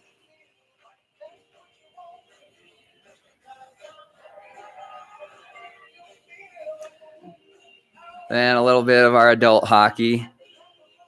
Pretty gentlemanly hockey for adult hockey. You bring any of the bloody videos? Yeah. Not too many fights. So SUU's got a club team that mostly plays in our adult league because it's hard for them to get teams to come and play on the little rinky-dink thing that we have. But so yeah, this kind of just runs through all of those different things. So we can click through these real quick. We've just seen a consistent, I guess, increase in pretty much all of our programs from year to year. So we can go ahead and skip through there up to here. So, so we're really grateful for the rink that we have. It's been a really good proof of concept. It's really been everything that we hoped it would be when we first put it there. Actually, probably everything we hoped it would be and more. Didn't expect that in just 5 or 6 years we would need what we need now. But some of the challenges that we deal with that just makes it hard to really see any more growth or even really support what's already there at this point is a lot of it has to do with the weather, and you'll see some of that in the pictures here. Most days we have to have this north side of the rink covered with this reflective insulation just to keep the ice from melting in the sun. And then you can see from that picture, it's still a lake, even besides that. So it just makes any kind of daytime activities pretty difficult other than just really light public skating like you see going on there. And then another picture, snow. Patrons are exposed to whatever is going on at the moment. So if it's raining on you and there's no escape. The shoes that you took off to put on skates are getting soaked, your purse, anything that you brought with you leaves wet, snow, whatever. So pretty exposed to the elements. Go ahead to the next one. And facility challenges are some of the other ones. We really don't have the facilities to support what we're trying to do. Even the most basic amenities, you have to walk about 300 yards to even get to the bathrooms.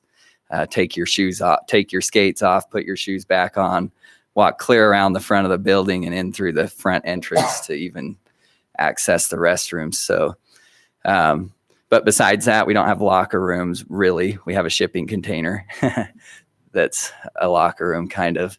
Yeah, there's no good public area that's sheltered from any kind of weather. The skating surface is not regulation size.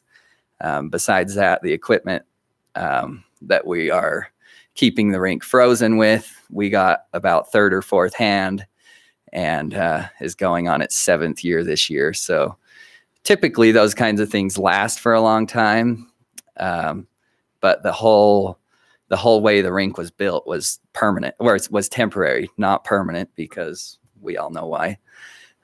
So not being permanent, it's been there for quite a while, and it's just kind of a thing it's kind of our baby, I guess, to keep nursing along. So go ahead. So despite all that, I would say the ice rink is outrageously successful for what we are offering to our customers. And others who know the ice rink industry are also very impressed with what our little rink does as far as business. So on average, so taking the whole 14 weeks of our season and averaging it out, we serve about over 1,600 people per week. And throughout the course of that season, over 21,000 uses of that facility. That's not unique users, but that's over 21,000 uses of that facility in just over 3 months of operation. So go ahead. So really, what we need to service even the current usage of an ice rink is we really need some protection from the elements for the people that are there. We need a climate-controlled public area. A regulation-size rink would allow us to do all of the things that really we should be doing for the clubs and the programs and the things that already exist. That goes the same for locker rooms, same for restrooms. Reliable equipment would just mean that we can count on the ice rink being there the next year. The next time we want to make ice, that there's going to be ice. And, we always cross our fingers at this point. And one of the big ones, maybe people don't think about this as much, but year-round operation, it's really difficult to get a staff all in place and trained up for 3 months of operation, good at their jobs. And then after 3 months, they're gone and you don't know who's coming back 9 months later. So being able to have, I think about it a lot, and I'm hoping with this new facility, we would have a lot more of that year-round operation. Yeah, we would. Yeah, we'd have year-round operation. It would change a little bit, but our staff could remain in place year-round and get even better at their jobs. So go ahead to the next one. So just to keep everything, I guess, all in line with getting everyone up to speed to where we are today, we put together a plan to upgrade the current rink in its current location to give us essentially all the things that we really must have. Go ahead to the next slide. So there was definitely some problems with what we originally proposed, and most of those problems had to do with the original intended purpose for that spot, as opposed to what we wanted to do. So in the end, it seemed like the better option to make a little bit of a change of plan. We knew some things ahead of time when the decision was made to change the plan. We knew that there would be a significant increase in price. We knew that the city had some funds in place that could help bridge the gap for that price increase. And we kind of moved forward on that premise that this is something that is worth it to the city and something that we all want to see make happen. So we changed gears. Go ahead to the next one. So we got rid of this plan, threw it out the window, and started everything fresh, essentially. So go ahead to the next one. Okay, yeah, so I kind of covered this before, so go ahead to the next one. So this brings us to the new plan. So let's maybe skip one ahead or two, one more. Okay, so we looked at several different sites. We decided that the site that we'd kind of had our eye on all along was going to be the best option. It was going to give us the best situation. Everything was going to mesh best by putting it in this location just out on that west corner of the property, southwest corner. So you can see the site plan here, how it relates to all the existing aquatic center and parking lot. So there's a lot of advantages of this. We get to still share the parking lot, share some of that stuff. We get to finish in that corner instead of a weed patch. It's the entire property will now be finished in. So now go back to one more. Yeah, so this is the floor plan for what we designed. So I guess right up front, this is a bit more of a facility than we originally planned in our upgrade. Some of it has to do with that we planned on maybe sharing some of the things there at the aquatic center still that we wouldn't share here anymore. So, but our whole approach was to essentially make every square inch of this facility useful, not have anything excessive, but not leave anything glaringly lacking. At least do something that's gonna be good and useful for a long time, and not leave ourselves kicking ourselves down the road. So we did a good sized lobby. We did 4 locker rooms plus a smaller changing room. So these are things that any ice rink to really function as a full service ice rink that can offer essentially anything needs to have. So 4 locker rooms, a smaller changing room. We elected to go ahead and put showers accessible to the locker rooms because certain events and things would require that, and it would be difficult to get some events into this rink without those things. Yeah, of course, the rink itself is covered and totally sheltered from the elements that way. The lobby is climate controlled. It'll be heated and cooled and comfortable for customers all of the time. And then on the next level, if you'll go to the next slide, we also made sure to put a decent amount of spectator seating. So there's seating for over 500 people, which we hope to fill up regularly with SUU games and high school games and that kind of stuff. So essentially, yeah, that's what we have up on the mezzanine is just seating. So go ahead to the next one more. So this is just a rendering to give everyone a good idea of what this is supposed to look like. So we tried to plan it with the most cost-effective construction methods. So kind of a prefabricated main structure with insulated metal panels for the skin on most of it, with a little bit of masonry to give it a little bit of style and kind of tie it in with what's already there.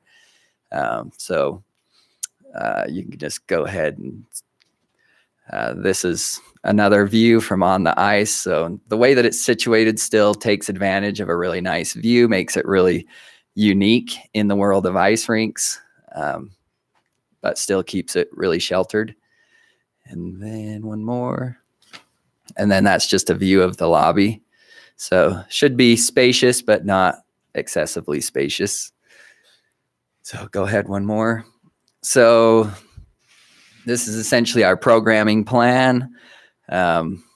Really basic, but we plan to do ice skating for about 6 months a year, starting in October, going through March. And we'll offer essentially everything that we're offering now. It just should be, all of these programs should be better accommodated by what we'll have there. And hopefully we can even offer a few more things like curling and figure skating that we really don't get into just because of the limited season and the poor conditions, I guess, of the ice that we deal with a lot. So let's see. So summer, I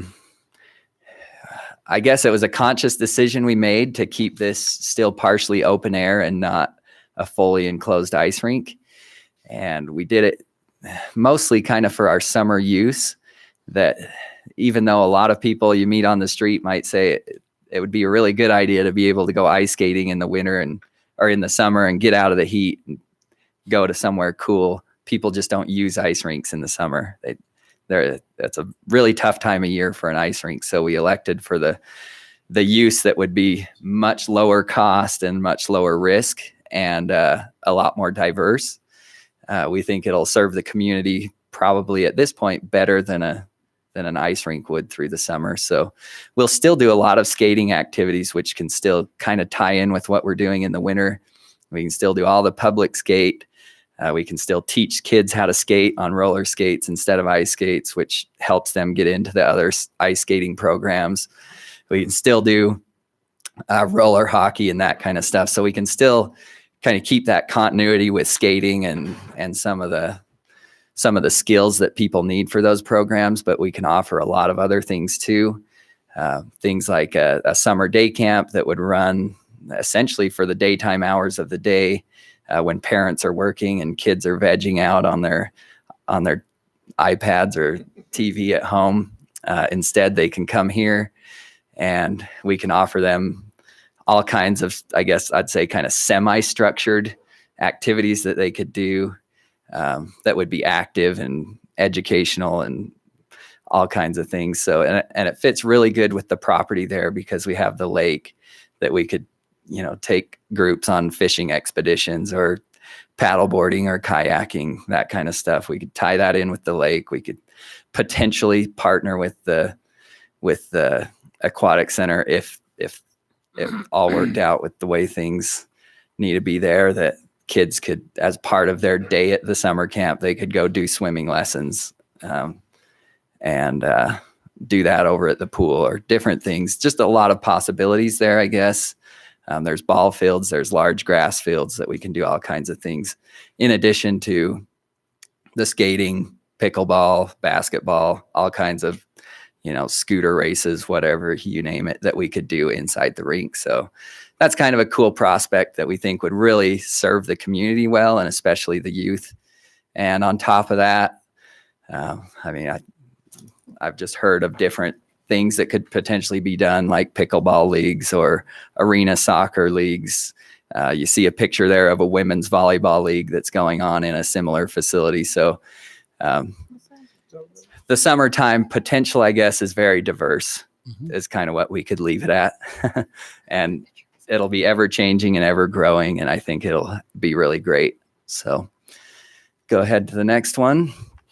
So this would be some very basic, I guess, usage projections based on our financial projections in the third year of operation. So this is third year.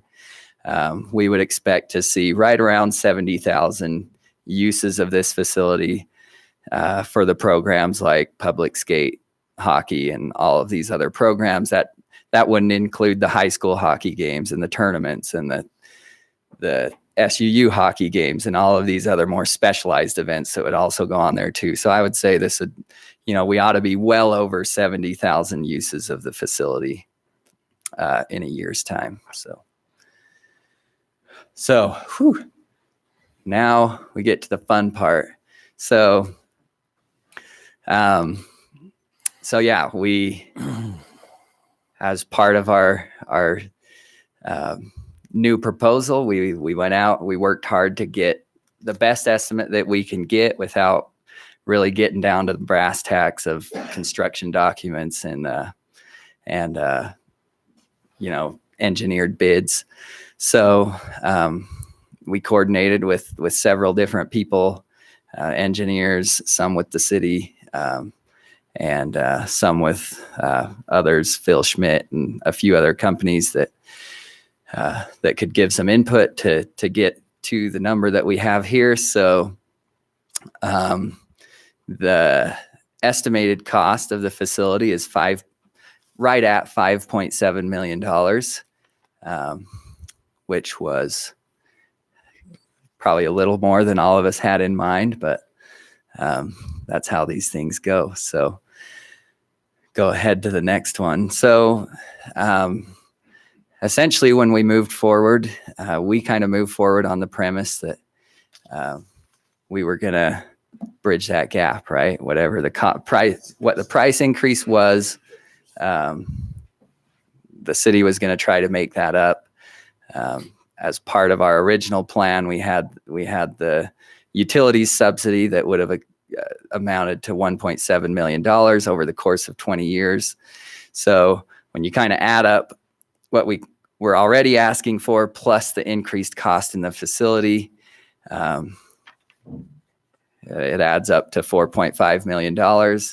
And that's something that I guess hit us kind of hard, as maybe a lot to ask, probably as a lot to ask, not maybe, it was a lot to ask. So go to the next slide. I'm not sure what's on there next. Okay, this is a good one to stop on. So yeah, so that's kind of where it landed, I guess, after the estimates came in. So we started talking. I think everyone sitting at those tables, pretty much, we'd had a conversation with at that point. It seemed like pretty much a consensus that the ongoing yearly contribution was more complicated than it was worth. So we were asked to just come up with a lump sum dollar figure for what we really just need to have to try and make this thing move forward. So kind of keeping in mind that it was a much bigger dollar figure if you'd added the increased cost plus what we were kind of counting on to make the financing plan work.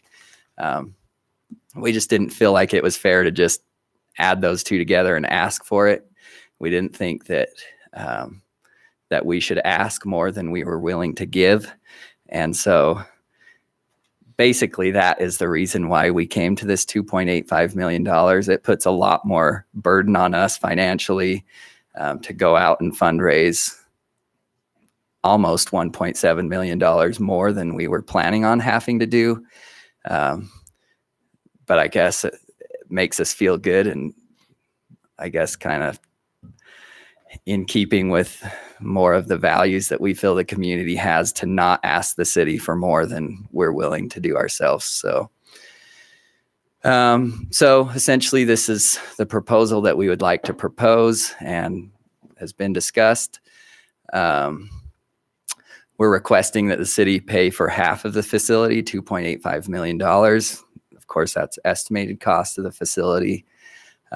We are going to do our best to get the remaining $2.85 million to fully fund the project and get it done. It's still kind of a tall order, but we're hopeful and we are ready and willing and hopefully able to do that. So once the facility is completed, the plan is to donate it to the city, and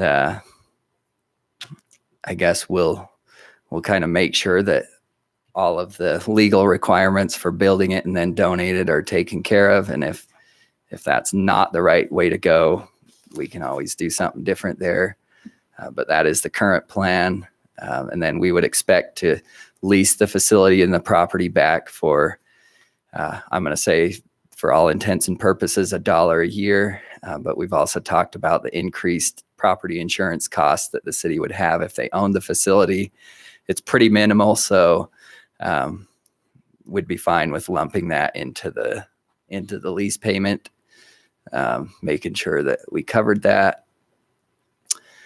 So as far as operating, maintaining the facility, it's our intention to operate the facility completely and to fund all of the operations through the user fees and not need any kind of ongoing subsidy, and also to maintain the property, essentially all of the property that the rink sits on, the landscaping that surrounds it out to the curb that surrounds the landscaping, and allow the city to continue to maintain the existing parking lot and to pick up the small other sections of road and parking lot that would surround the rink and the landscaping. So that's just basically put. I mean, I'm sure there's lots of other legalese that would go into this kind of thing, but those are the highlights of the proposal there.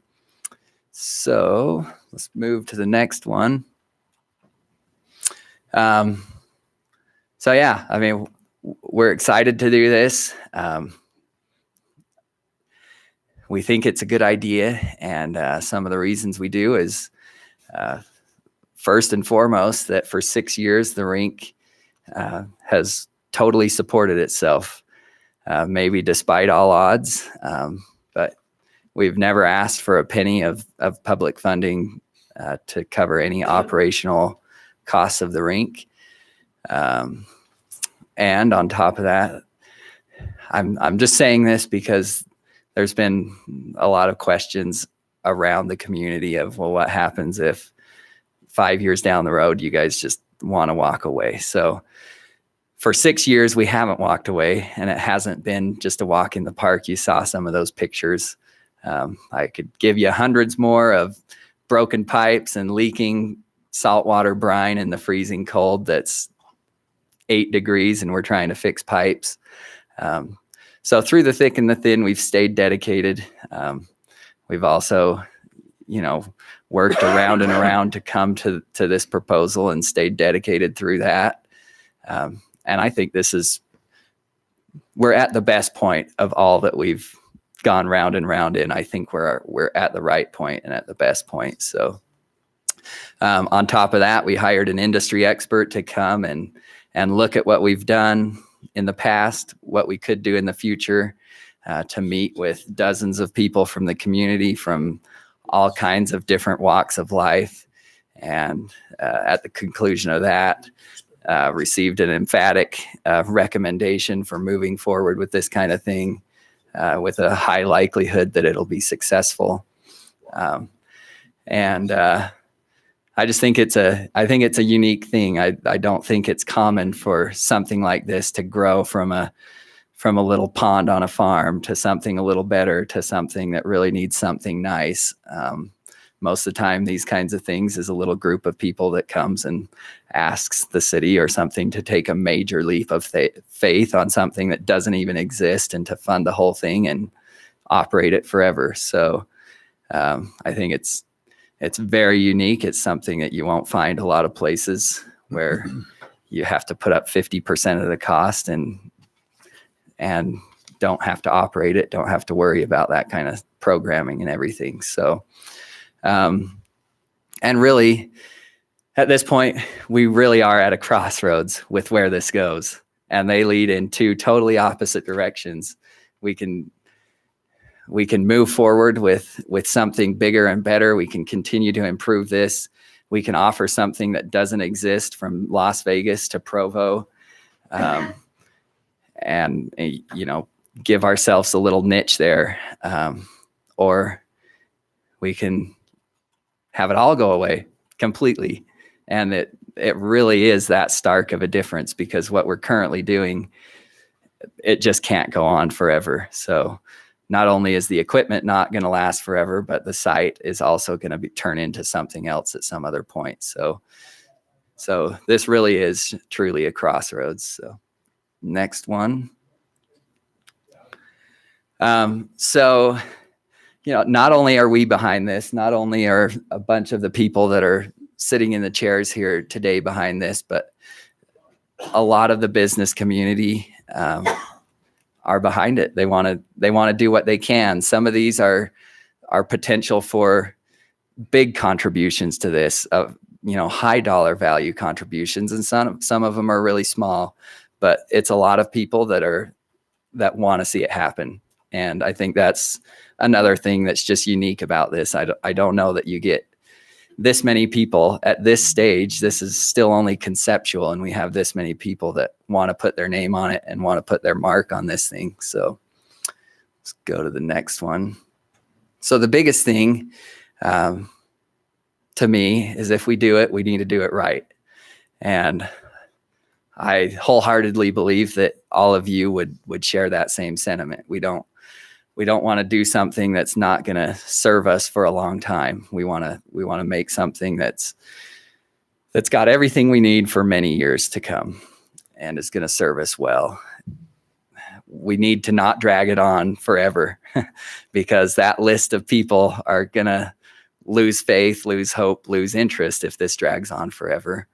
And in the end, when the thing's all built, we need to be able to start off on a sound financial footing that gives us room to grow and room to be successful for the long term.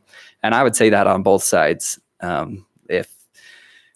If what we're asking puts the city in some dire straits to continue to serve the citizens of the community or keep and maintain what is currently in place, that's not a good decision either. We want all of us to be on a good financial footing. So as much as it's tempting, at these stages where we're talking big dollar figures and big plans to try and cut corners or pinch pennies, I think we just need to keep in mind that we need to be very efficient with our funds. But efficient doesn't always mean pinch pennies or cut corners. So let's see what I put on there next. Okay, so this is what we would hope would happen, that we could get this big chunk of funding committed that would give us a good springboard to going out and getting the rest of the commitments that we need. We wouldn't start construction until this project is fully funded, and that's would be an expectation of everyone. But we would like to start the construction plans because those take quite a long time to develop and do. And they're not a small cost, but they're not an extremely large cost, I guess, either in the grand scheme of things. So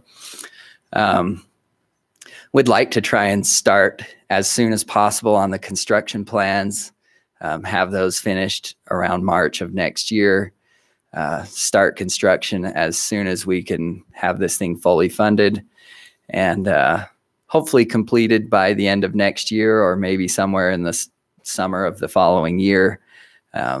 This timeline is really dependent kind of on how the rest of the funding comes together. Really, frankly, is as far as starting and completing construction, that's going to be the biggest factor, I guess. So let's see what I got next. So this kind of stems out of conversation I had with Jason. We just talked about how these funds could be managed kind of in the meantime. If the funds are approved, obviously you're not going to deposit them into our bank account, but we do want them to be committed to us. So we would like to ask that if they're approved, that escrow accounts created, that the funds are deposited in that escrow account, that we keep $100,000 out of the escrow account in the current budget, and that the Glacier and the city split the cost of the design fees 50-50. That will be the discounted cost of the design fees based on some of the in-kind donations. So let's see. Yeah. So of course, those funds would be held in that escrow account until the project is fully funded. There's other things that would need to be in place too. In order to get those out, we'd have to have our contracts in place for our lease agreements and any other contractual stuff that needed to be in place. So that could be a requirement of withdrawing those funds. And then as far as taking the funds and putting them towards expenses, Terry and I had a short discussion about it, that there is likely lots of laws and things that apply to that. So essentially we would like to just have as a requirement of getting funds out of there that any withdrawal of funds would comply with all of those laws, and that we're happy to comply with that. So I think that's all I had. So Yeah, don't eat up any more of your dad's Hogan Hero time. I know. It's been a long 6 or 8 months. Yeah. So hopefully that gets everyone up to speed. And I guess at this point, open for questions. And if no one has questions, I'll sit down and let. I was going to say, does council have questions, comments directed towards Dallin? Well, I'm anxious to hear the public comments, but I do have one question, and it's been something that I've been concerned about all along. And you know what? It's been about the programming of it and how it's going to be programmed. Because if we're going to use taxpayers' dollars, I want to make sure the citizens of Cedar City have the ability to use this facility more than 2 hours a night or something like that. And I know league play is important. I know that's where revenue comes from. Okay. Would you like to see an example schedule? Well, I think I've seen an example schedule. Okay. And I'm concerned about it because I don't think there's enough hours of public skate in there. Okay. So I just want that to be part of the discussion as we go down the road. Okay. I recognize the realities of it Uh-huh. and the fact that the numbers and finances have to match. But in order for me to feel comfortable in having taxpayers' dollars going into this project, I got to make sure our taxpayers have the ability to use the project. Yeah. And not Well, go to the bowling alley and all the yeah. leagues are not available because all the league play is going on. So if we're still on this PowerPoint, I kind of anticipated that question. So I did put the schedules in here, and I'll just explain a couple of things. Okay. Because I think it is a good question. So it's right there, 40. So this would be a sample ice schedule. And is your concern mostly public skating or? Public skating, Okay. not the league, not the hockey. Okay. So first of all, the leagues, the hockey, the learn to skate classes, the figure skate classes, everything is part of serving the community. I understand So I guess just right up front, all of those things are part of the service. So this is the schedule. I agree with you 100%, Scott, and that is why the public skating is put where the public skating is. Monday evenings, Tuesday evenings, and Wednesday evenings are by far the highest weekday demand times on the rink. We've got the college that does their FHE activities on Monday, and families that also regularly do Monday evening activities. The Tuesday evenings and Wednesday evenings, there's also a lot of church groups that use the rink during that time. So those are I guess I'll say sacred public skating times. They're very important to the public. The other ones are Friday and Saturday evenings, when people are out, doing active things. And the other one is Saturday afternoons. So we've been very strategic about putting public skating sessions in all of those key spots. And from 2 years of operation of the rink, we've found that those really are the only times that you really need public skating. We currently offer other times, but they're not that popular for public skating. Well, I think, middle of the day is going to be hard because people are working and students are in school and all that kind of things. Yeah. Just about on Fridays and Saturdays, have you found that you don't need to go later than 10 o'clock? What, if you look at the green there. We'll absolutely go later than 10 o'clock if we need to, but we've found that it really kind of dies off after 9 o'clock or so. So yeah, absolutely. We'd extend those hours if we needed to on Friday and Saturday. Well, I would just encourage you that we continue to look at the public skate and that thing. And I trust you because I know you've been doing this 6 years, but I just want to make sure that that's a cautionary thing. I want to make sure that we continue to look at. Yeah. And by all means, our full and pure intent is to serve the public in every way. So to fill up this schedule with public skate would also not serve the public because it would No, and I'm not advocating that either. No, I'm not advocating that. I know. I'm just kind of explaining that. Yeah. One thing though that I do think is great is that we will have the ability to program this thing from 5:30 in the morning to midnight if we need to. And a lot of ice rinks do that. So, okay, good. Thank you. Have you done any conceptual programming for summer schedule by chance, or? If you go 2 more slides. So this is kind of a conceptual summer schedule that we would run the summer camp during kind of the work hours of the day. I think we can organize it so that we can still offer just kind of come and go as you will, public skating at the same time as we're doing the summer camp. The summer camp kids would kind of have their pass to everything, and people that come for other things would specifically pay to do others, the specific activities. And then we'd kind of reserve a good amount of time for public skating, roller skating sessions, and carve out the other time we needed for programs. So try to keep this thing useful for every hour of the day if we can. Are there any other council questions for Dallin at this time? Not at this time. Okay. Then we will open the public hearing on this, and it's specifically to talk about where it's dealing with the budget, the financing, and the plans. I have had a request from multiple council members that if you speak on this, you state if you are from Cedar City or from somewhere else in the county or different part of the state. Just because we've had people from all over want to talk on this, and so they're kind of trying to figure out city residents where it's taxpayer money. And so we will open the public hearing. You can come talk. You just have to state your name. Good evening. Thank you. Tom Jett. First, let me just say, where do you live? Literally the Cedar second City. part of my. I was ignoring you. I apologize, Mayor. I had to use all of my brain energy just to remember what I was going to say. Wow, Tom. First, let me say, kudos to the Staley family. It's if I had $100,000 laying around, I'd build a statue for them, because I mean that with all sincerity. I mean, the gift they've given this community is unbelievable. I think they'd rather have it go to the ice rink. Well, if I had around, I'd put it toward the ice rink. So let me make that perfectly clear. I grew up ice skating.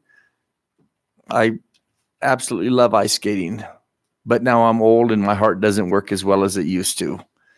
So the third thing I like to say, I'm a firm believer in public-private partnerships. I think they're great. And I think we have the potential to create a model for other communities in the state, other communities in the United States can follow, to create recreational activities for the people of their towns and cities and states. But here's where I'm going to be booed. I don't believe our ice skating rink is funded by the city, but it's used by all the counties, all the residents of Iron County. Now, there is some money that comes from the school district, but that's not a government in the sense that it's a generalized taxing. They deal with mostly school kid funding. Yes, the county has kicked in some money at the very beginning, but the operations costs are killing the taxpayers, and it's killing their spirit on the thought of we are paying the bulk of the cost on the on the swimming pool. We are paying the bulk of the cost, but the residents of all of Iron County are getting the benefit of it. And that's sad. And I believe it sours the residents of our city to think that. Well, I believe the same thing will apply to the ice skating rink. I believe this should be funded by Iron County, the $2.85 million. It should be taxed from Iron County as a whole, because they are the primary beneficiaries of this. And Cedar City can kick in a proportionate share of what the residents are and what that resident number will be in the future. I don't think the county's going to want to jump on board because they'd rather see Cedar City do it. Well, Cedar City has done it. They did it with the skating rink, with the swimming pool. And it's a big pill to swallow. I do not want to slow this project down. I do not want to speak negative of it because that's not my intention.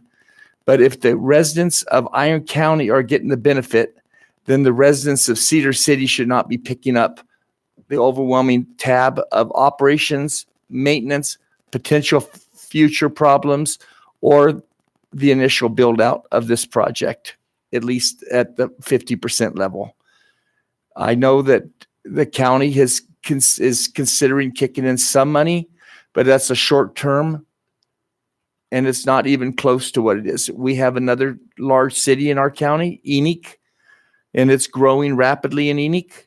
I believe Enoch should be kicking in a big chunk, but Enoch's not going to want to jump in and say, let us kick in a large chunk, because they're going to say, hey, let Cedar City do it. I believe that's why it should be funded at the county level. Let the county fund it, and then all of us can share in this joy and expense equally among the primary users, which are going to be Iron County residents. Thank you. Thank you.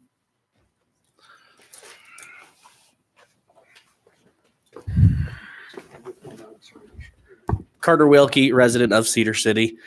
One thought that I've just had on this, and I guess where my major sticking point is, and I do also echo the words of Mr. Jett, and that the Staleys are an amazing family, and none of us are getting ready to pony up the money that they are, and I understand that. And so the one thing, though, that just keeps going through the back of my mind that I think makes this different than anything that's ever been done before is I personally am a supporter of taxpayer funds being used for public amenities. And those public amenities usually aren't going to make money.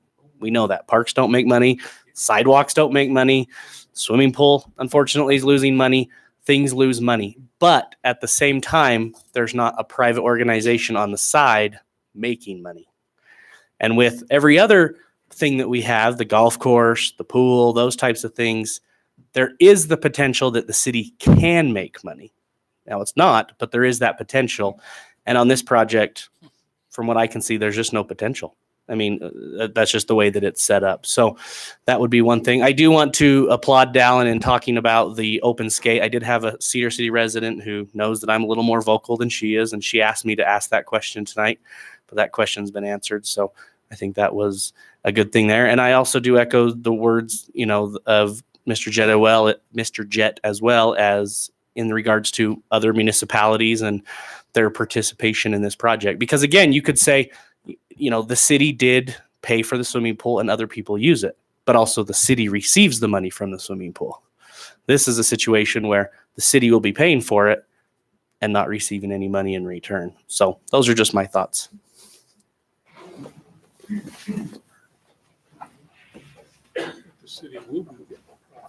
Dallin Staley from Cedar City. See, everybody else follows directions except Tom. I just better respond to that quickly. I know you guys all know what I'm going to say, but for anyone that may be kind of scratching their head over those comments, the Glacier is a 501c3 whose stated mission is to operate an ice rink and to do that as a public service to the community. Legally, a nonprofit cannot take funds gained from their operations and put it towards anything other than their intended mission and purpose. In talking to another ice rink that is a municipal ice rink and also makes a profit, they're not very happy that they're making a profit and their profits are being robbed to make up for other deficiencies within the municipality. So I guess in this case, it's maybe even a better situation that we are taking the funds, and all of the funds that users of the facility are willingly giving to us as the operating entity are going directly back to the purpose of that facility. So. I think so.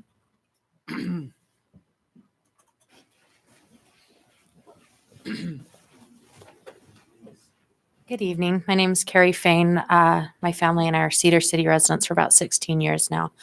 I'm the head of our local youth organization, Southern Utah Yeti. I also run our local high school hockey team, Southern Utah Independent. And from the very beginning, I helped operate, build, and maintain the rink. And with the exact same effort that's gone in from the beginning, our organizations, the youth group, parents, everyone, we've got tradesmen of all kind, and they have pledged to continue to put in volunteer hours and work towards knocking down anything that any of us possibly can on this budget and helping from landscaping, plumbing, electrical, to finishing off the insides, whatever is needed, so that we can try to help beat down any of this pricing.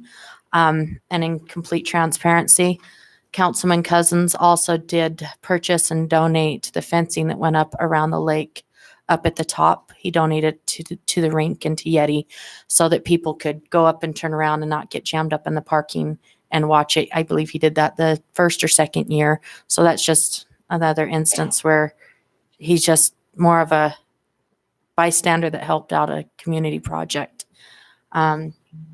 I just, you guys have heard from me many times and very much want to see this go through. After operating and maintaining the rink for the first 4 years, I know Councilman Phillips had some concerns on the scheduling. And really, you gain most of your revenue from public skate, and that's the bread and butter, not the hockey leagues or anything else. They see very, very little in revenue from that. We get it at they charge very discounted rates for it. And so everything on that schedule, it stayed the same for pretty well the last 6 years, and it is built around the public skate usage hours. So we kind of saw what worked the first 2 years and planned everything else around that so that we were getting the most usage for the community and public skate on that. So it might look like there's a little bit more like Thursdays. I mean, on average, you'd only get 20 people out there for public skate sessions because it's just dead Thursdays. So to open up slots on other days of the Then week. do zombie skating if it's Right? dead Thursdays. There you go. So, and that's why there seems to be a lot on Thursdays, because we just pack it in where we know that our patrons aren't using it, our community's not using it, and free up spots where we know they are. So thank you very much. Thanks, Carrie.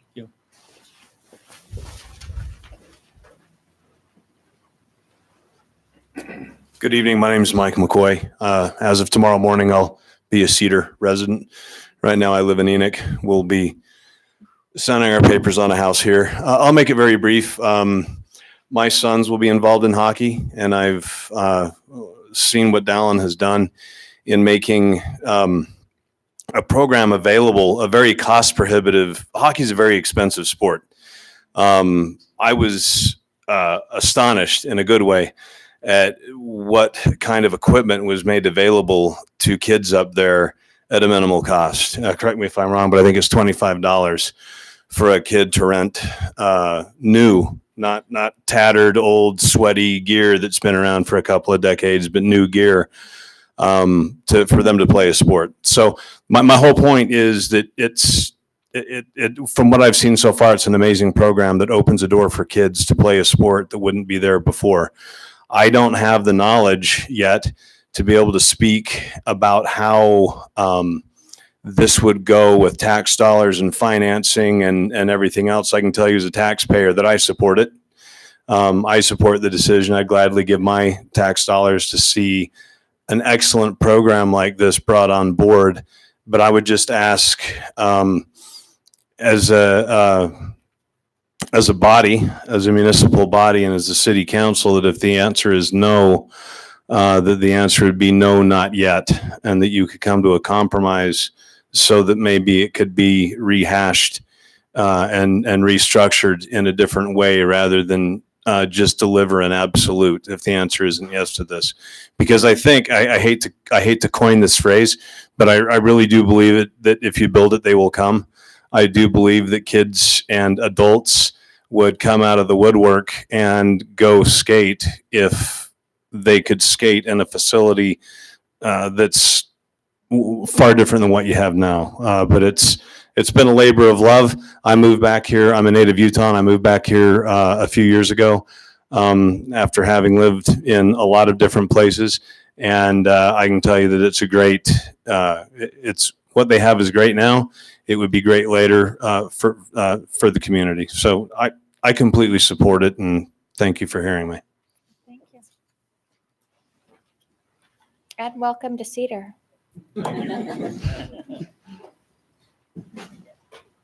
Jenny Hendricks, Cedar City resident. That was a great segue. One of my biggest concerns is that the taxpayers of Cedar City are being asked to spend nearly $3 million. out of a fund that has about $4 million in it out of the capital fund. That same fund supports police and fire and roads. If we need to pay for a new fire station or a police station, which I think is going to have to happen sooner rather than later, given the growth that we're experiencing, and especially on the south end of town that is so far away from the existing infrastructure, we would have to bond for that. And it has been reported that that would cost the taxpayers of Cedar City an additional $1.2 million. So I think everybody would love to have an ice rink. Everybody would love to have a gym. Everybody would love to have a soccer complex. Everybody would love to have all of these recreational opportunities. But we really have to weigh out, is this the best use of taxpayer funds at this time? I sat in a city council meeting a few weeks ago and listened to a presentation where the golf course people came in, and they were only asking for $2 million.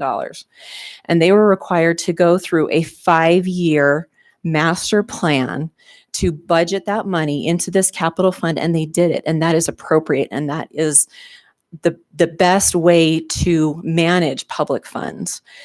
They have been making do and doing the best that they can for many, many years. I think that taxpayer funds need to be held in that same regard. And to spend $3 million out of a capital fund that only has $4 million in it, and to put taxpayers on the hook for an additional $1.2 million for bonding, is that we need to think that through. Thank you.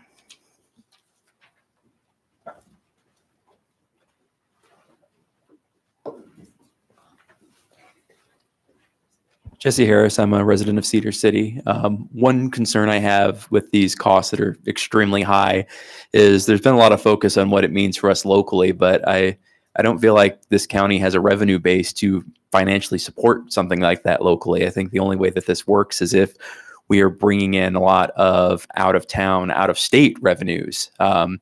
If we are having, hockey tournaments that come here, that would be great. If we are integrating, roller derby or something into the Utah Summer Games, and we get more people coming here for that. I feel like if we don't have a business plan in front of us that shows these are the ways that we have this multiplier effect throughout the community, here are ways that we get tourism to pay for this, because right now tourism is paying over half of our taxes, which is great. And I would hate to see that dip down over something like this. So I would just encourage everyone to think about what's the plan for making sure that this is having the best economic effect on the county, so that and on our city, so that we have that kind of revenue coming in to justify the kind of expense. Thank you.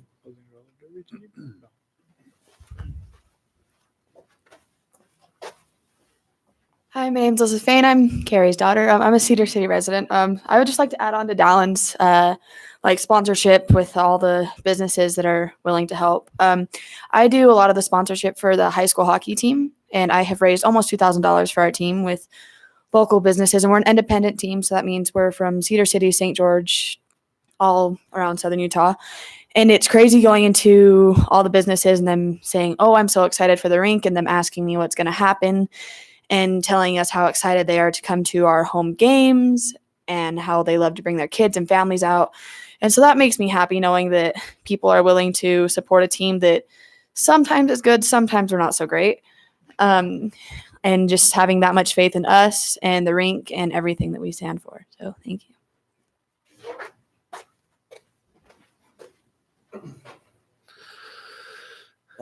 I'm Tony Barney. I'm a Cedar City resident for 53 years. I live out in Enoch. So I'm one of them guys that I'd help pay for it. So I've known the Staleys my whole entire life. The Hunter Farm is my backyard. My girls have all grown up ice skating on the Hunter Pond, and they've watched this progress to where it is now. We had to take youth groups to Provo and wait in line in these places in order to be able to get on the ice. These are very popular other places. Cedar City is a winter sport type of town. We live right in the mountains, and if we don't offer that to our children, they're going to leave. we won't need any more new roads, and I hope we don't need any for a while, because every road in town's been repaired the last little while. But we won't need any more fire trucks, and we won't need any more policemen if we don't keep our residents here. This will employ people. We're willing, as Barney Brothers Electric, we've fought tooth and nail for this. We've donated a lot of time and energy into engineering and helping with the electrical on it. We will continue to do that because I believe that this is a wholesome recreational activity. This is something that will keep our children here during the winter and keep them doing things during the winter. And there's very few projects that you guys have done that somebody's willing to put in half the money on their own. This is a good deal. You won't get these deals every day. And so I would hope that you would, and pray that you guys would consider this as a taxpayer and as somebody that works hard in this community. We believe in this project. We believe that it'll work, and it's held its own for 6 years. You can't say that about a lot of the projects that are taking place in Cedar. We're hoping that you will really consider this. We're hoping the community will get on and help raise the funds that we need to raise to help with this. And so I'm for it. It'll employ people. That's one thing we need around here. It'll employ contractors such as myself and to build these things. And so I'm hoping the project goes. Thanks.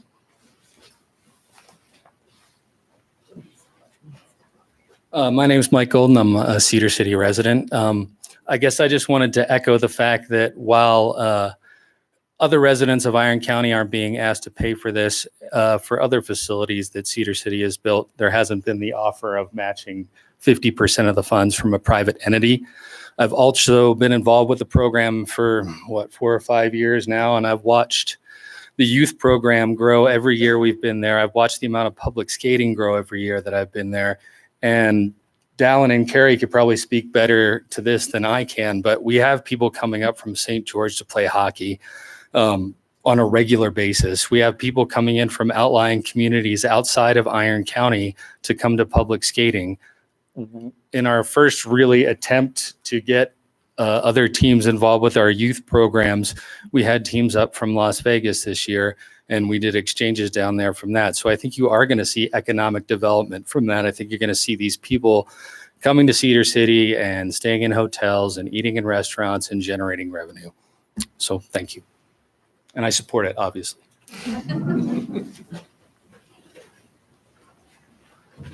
Hi there. My name's Laura Henderson, and I can appreciate both sides. I'm kind of not in the mix, so I'm listening to both sides. I grew up ice skating, so And for the council's reference, where are you? I'm a Cedar. I'm sorry. I'm a Cedar City resident. I grew up ice skating, so I really enjoyed it. I remember when the structure was built for ice skating, and over the course of time, they ended up having to use it for different types of events to keep it sustainable. It became a roller skating rink. It was ice skating in the winter.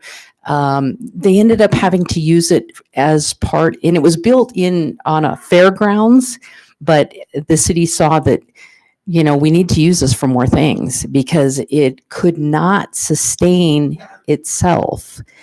And so I think it needs more consideration. With that kind of money coming from the taxpayer base, I really think that needs more thought. I appreciate the fact that it would help the children.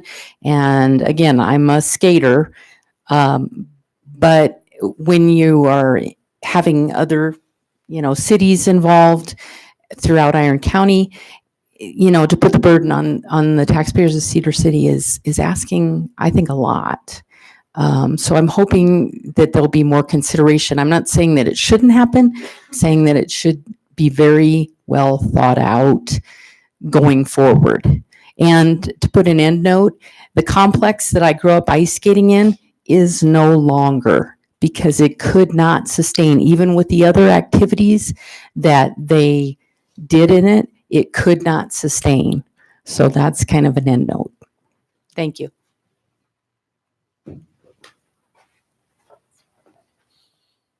My name's Adam Hahn. I'm a Cedar City resident.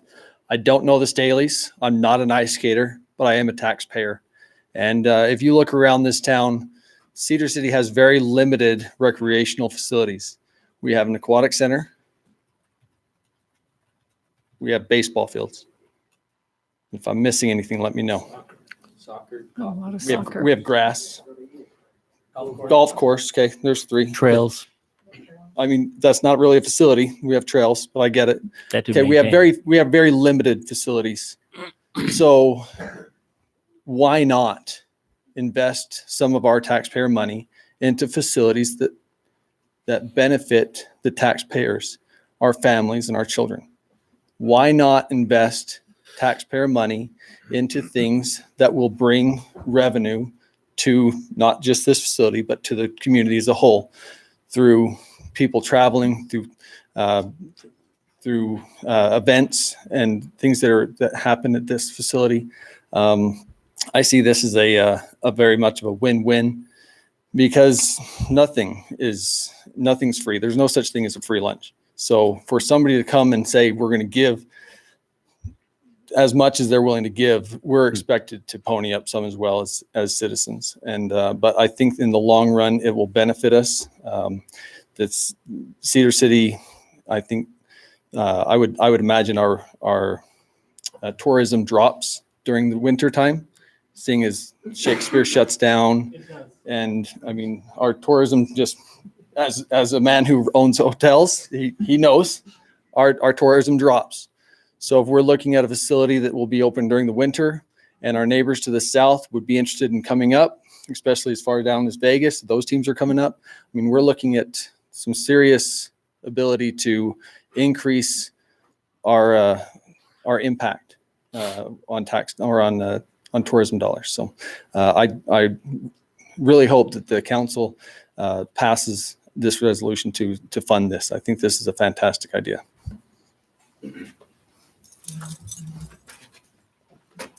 Tom Jett, I want to reiterate, I am not opposed to this ice rink. I don't think it should be the city's role. It should be the county's role. I still believe their generosity of $2.85 million is fantastic, and the in-kind donations are wonderful. So I don't want anybody to misconstrue that I'm opposed to this project. I'm just opposed to it being, from a micro standpoint, I'm more in favor of being a macro standpoint at a county-wide project. And I think that would be fair. I'm not saying the people in Enoch are cheap. I'm not saying the people in Canaryville or Parowan are cheap. I'm just saying, let us share the cost from a tax base over a much larger area and make this a much more feasible project for the long term. And that's all I'm suggesting. And I will pledge tonight that my family will donate $500 to the ice rink upon successful completion. That's not a lot of money, but it's a lot of money to my family. And so that's how much I believe and support the project. I just want to make it perfectly clear. I am not a naysayer on this. I am a yay-sayer. And so just want to make that perfectly clear. Thank you. You get that in writing, Dylan. I'll write the check tonight. I'm teasing, Tom. I just want to clarify something. You just got to 'cause- say your name. Oh, Dallin Staley. Just because a lot of people have said how generous it is that the Staleys are bringing 2.85 million. We're not bringing 2.85 million. The Staleys aren't.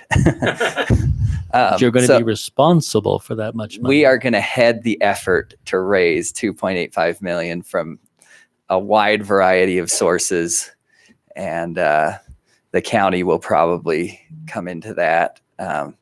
For us, it's a tall order. We're not professional fundraisers. We're going to give it our best, I guess. So we're asking the city to give us a springboard to get the rest of that funding, just Alan, to be clear. A couple questions while you're up there. So let's say, obviously, you guys have to rat hole some money away for rainy day fund and O&M and all those things. Let's just say because you are a 501c3 and you can't you can't profit from this.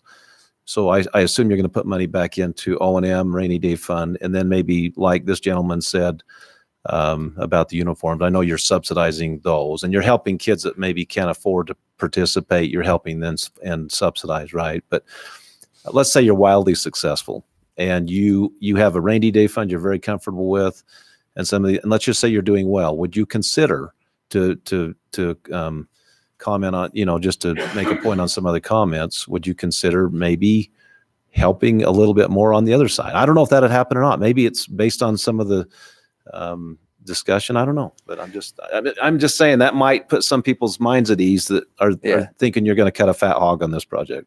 Yeah. So really, that wouldn't be my decision to make. That would be our board's decision to make. Like I said before, our stated mission is to serve the community by building and operating this ice rink. So I think what we would want to do, if we're wildly successful, we would want to use the funds to benefit the community in the best way possible. So that might be decreasing our user fees to make it more accessible to more people in the community. That might be setting up a scholarship fund to specifically help more disadvantaged people and let the people that are more advantaged keep paying the user fees. And that might be to donate back to the city. So our full intention is to serve the community, and I guess and yeah, I guess we're open to what serves the community best. Thank you. Can I ask you a question?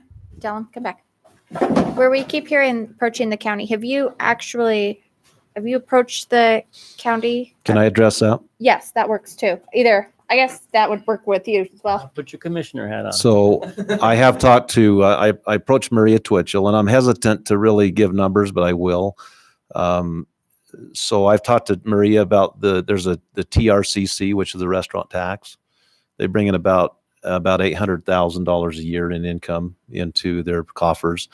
And she felt, and I hate to, I don't want to jinx this, but she felt that her board would be supportive of this venture. Now I've run the numbers, and the unincorporated part of Iron County is about 18%.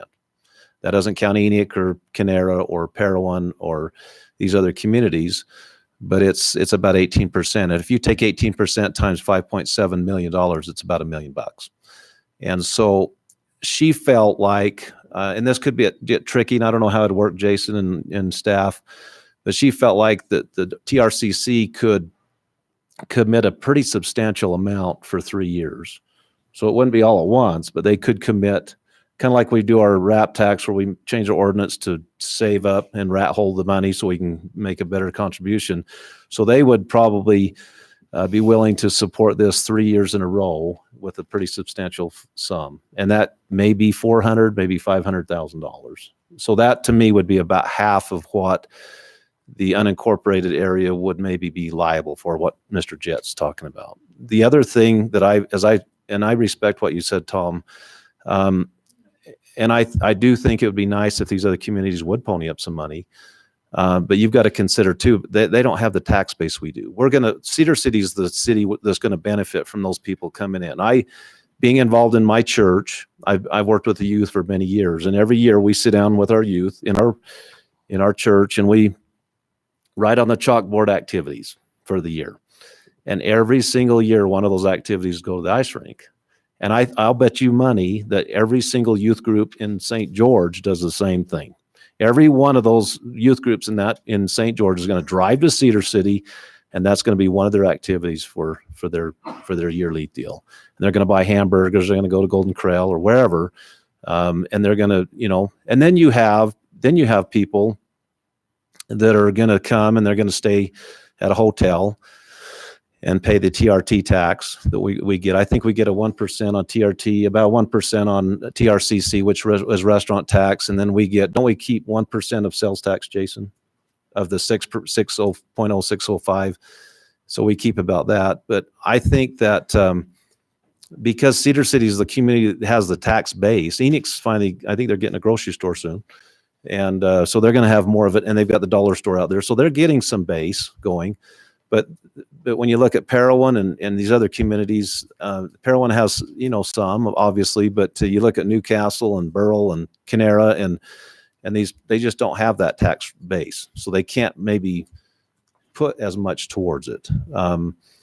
But I do believe that over time that, and I have other comments too, but I'll talk about it later. But I do believe over time that we are going to see a return on their investment.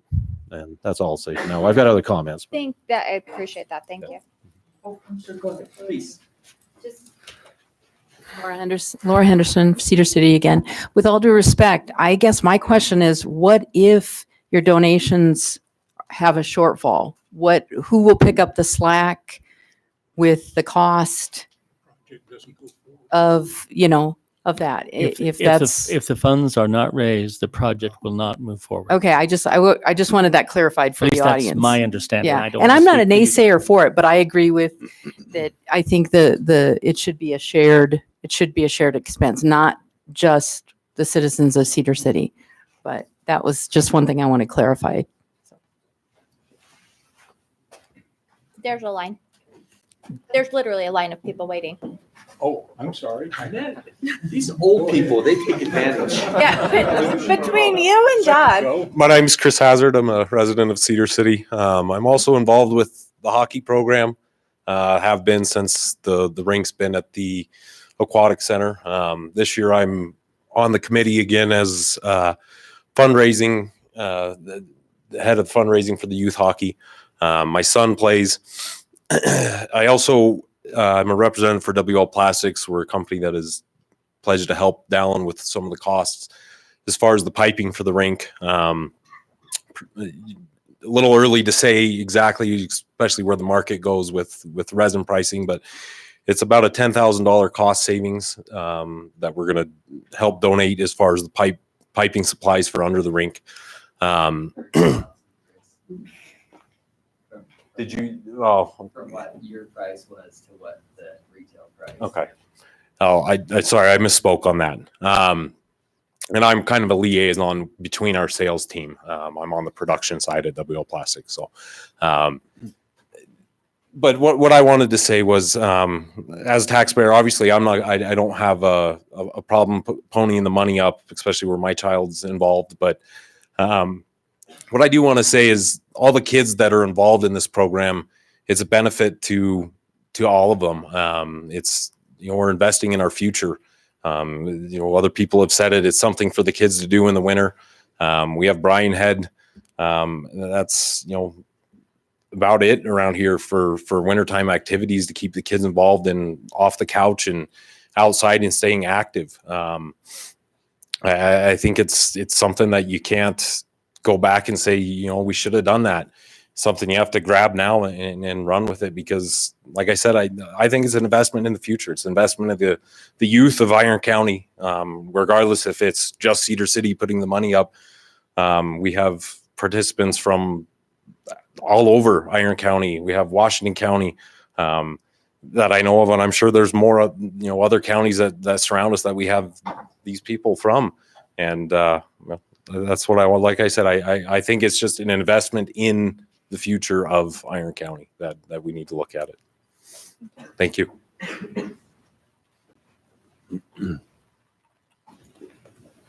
I'm Andrea Nielsen. I am a resident of Cedar City, and I was not planning on speaking today because I just came because I was interested in what this was all about, because I had heard things. I've been here long enough to remember the T-rope up at Woods Ranch to go up to ski. I also remember ice skating on the settling ponds out west of town, and on some kind of rink they built up to Woods Ranch. My ice skates are still in my closet at this weight and this age, and where my knees are, I probably won't ever put them on again. And I don't have any kids living at home. I don't even have grandkids here. But I am interested in kids, and I am interested in our society. And I am interested in anything that we can get the kids out of their cell phones and out of their TV and doing something. And these kinds of projects that start as grassroots, not top down, but it's grassroots, and it's had time to grow. And then it has developed a critical mass and a critical interest to come to this point. These are the things that become successful. And maybe it's because it's a 501c, whatever that C3 number is, they don't have to make a profit. They're not trying to, earn money and retire on it. If not this, what? And if not now, when? I envision the Utah Winter Games, and would be the only place in southern Utah to have it. Between here and Provo, there's nowhere else. And so I think that it could be a really, really good thing.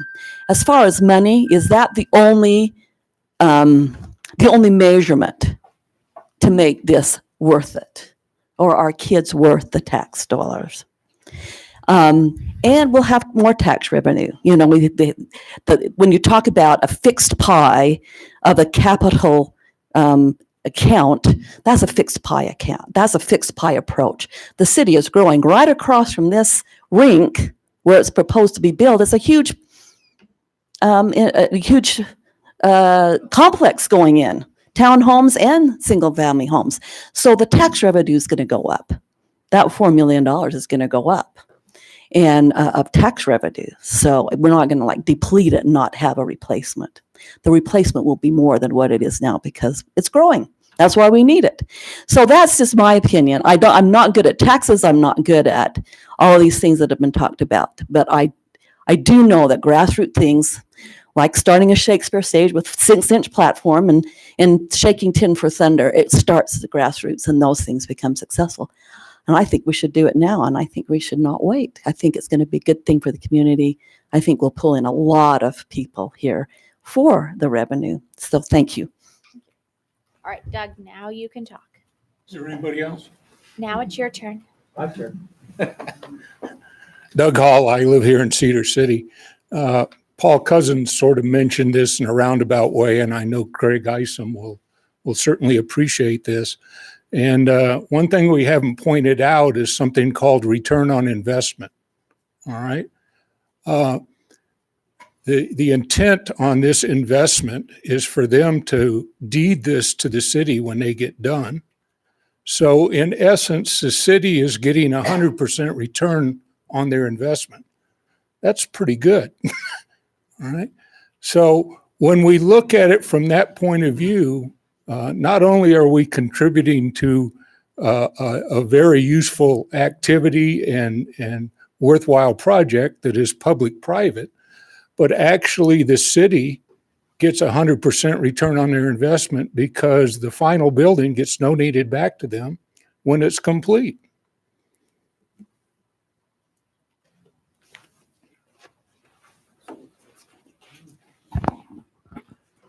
Tim Watson. I am a resident of Cedar City. I think this might be one of 2 times that I've gotten up other than my own projects. So my family and I have thoroughly enjoyed the rink. I got interested in it at a very young age, thanks to Carrie Fain of about 40. And it's taken off in our family from there.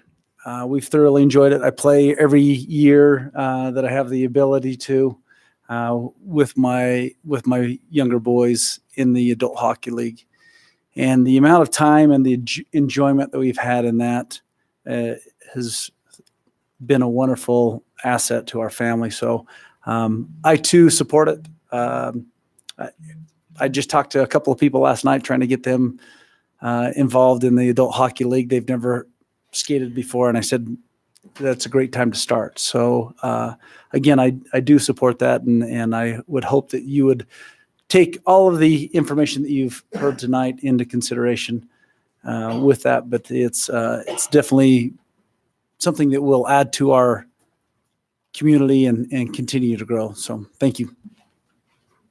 Would you like that on the consent agenda? Of course. Okay, we'll do like 5 more minutes of public comments. Eric Heaton, resident of Cedar City. I was coming to play hockey, and I use that term liberally because if you've seen me skate, Tim skates circles around me, but I've always wanted to. A couple of years ago, Cade and Emily invited me to play on his team, and it was a lot of fun. But I was coming to play, and the adult leagues are later at night, which works good for us, kids to bed and had to play soccer. But I had a colleague of mine walking out, and and he's from St. George. And I said to Steve, I said, God, I thought hell would freeze over before I'd see you here in Cedar City in the winter. And he said, I know. And he said, and this is the third time I've been here. And so, it made me think, of what the ice rink does. I mean, what is going on in Cedar in the winter? People stop by, on their way to Bryan Head to go skiing, but we play basketball, which I also love to do. But there's not a lot of activities that could bring people to Cedar City, and where Steve had brought 3 groups of people from St. George, and no one from St. George comes to Cedar in the winter. And I do believe that this unique facility will bring people here, and there will be some benefit there that we need to take into consideration.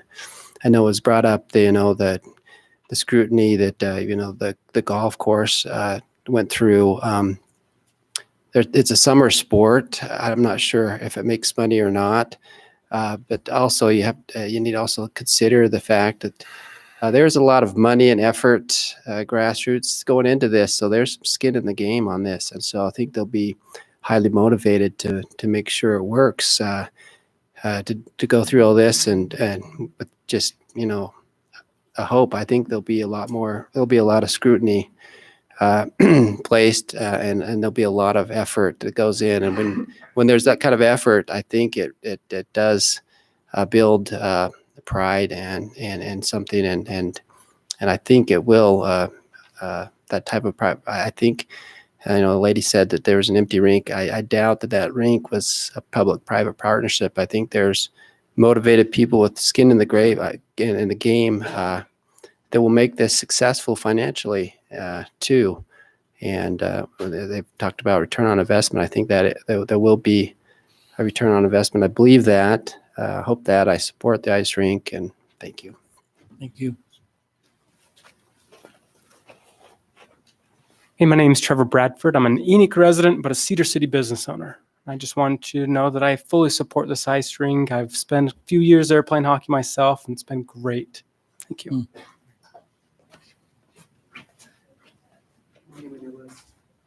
Dave Staley, and I already missed Hogan's Heroes, so we're good to go now.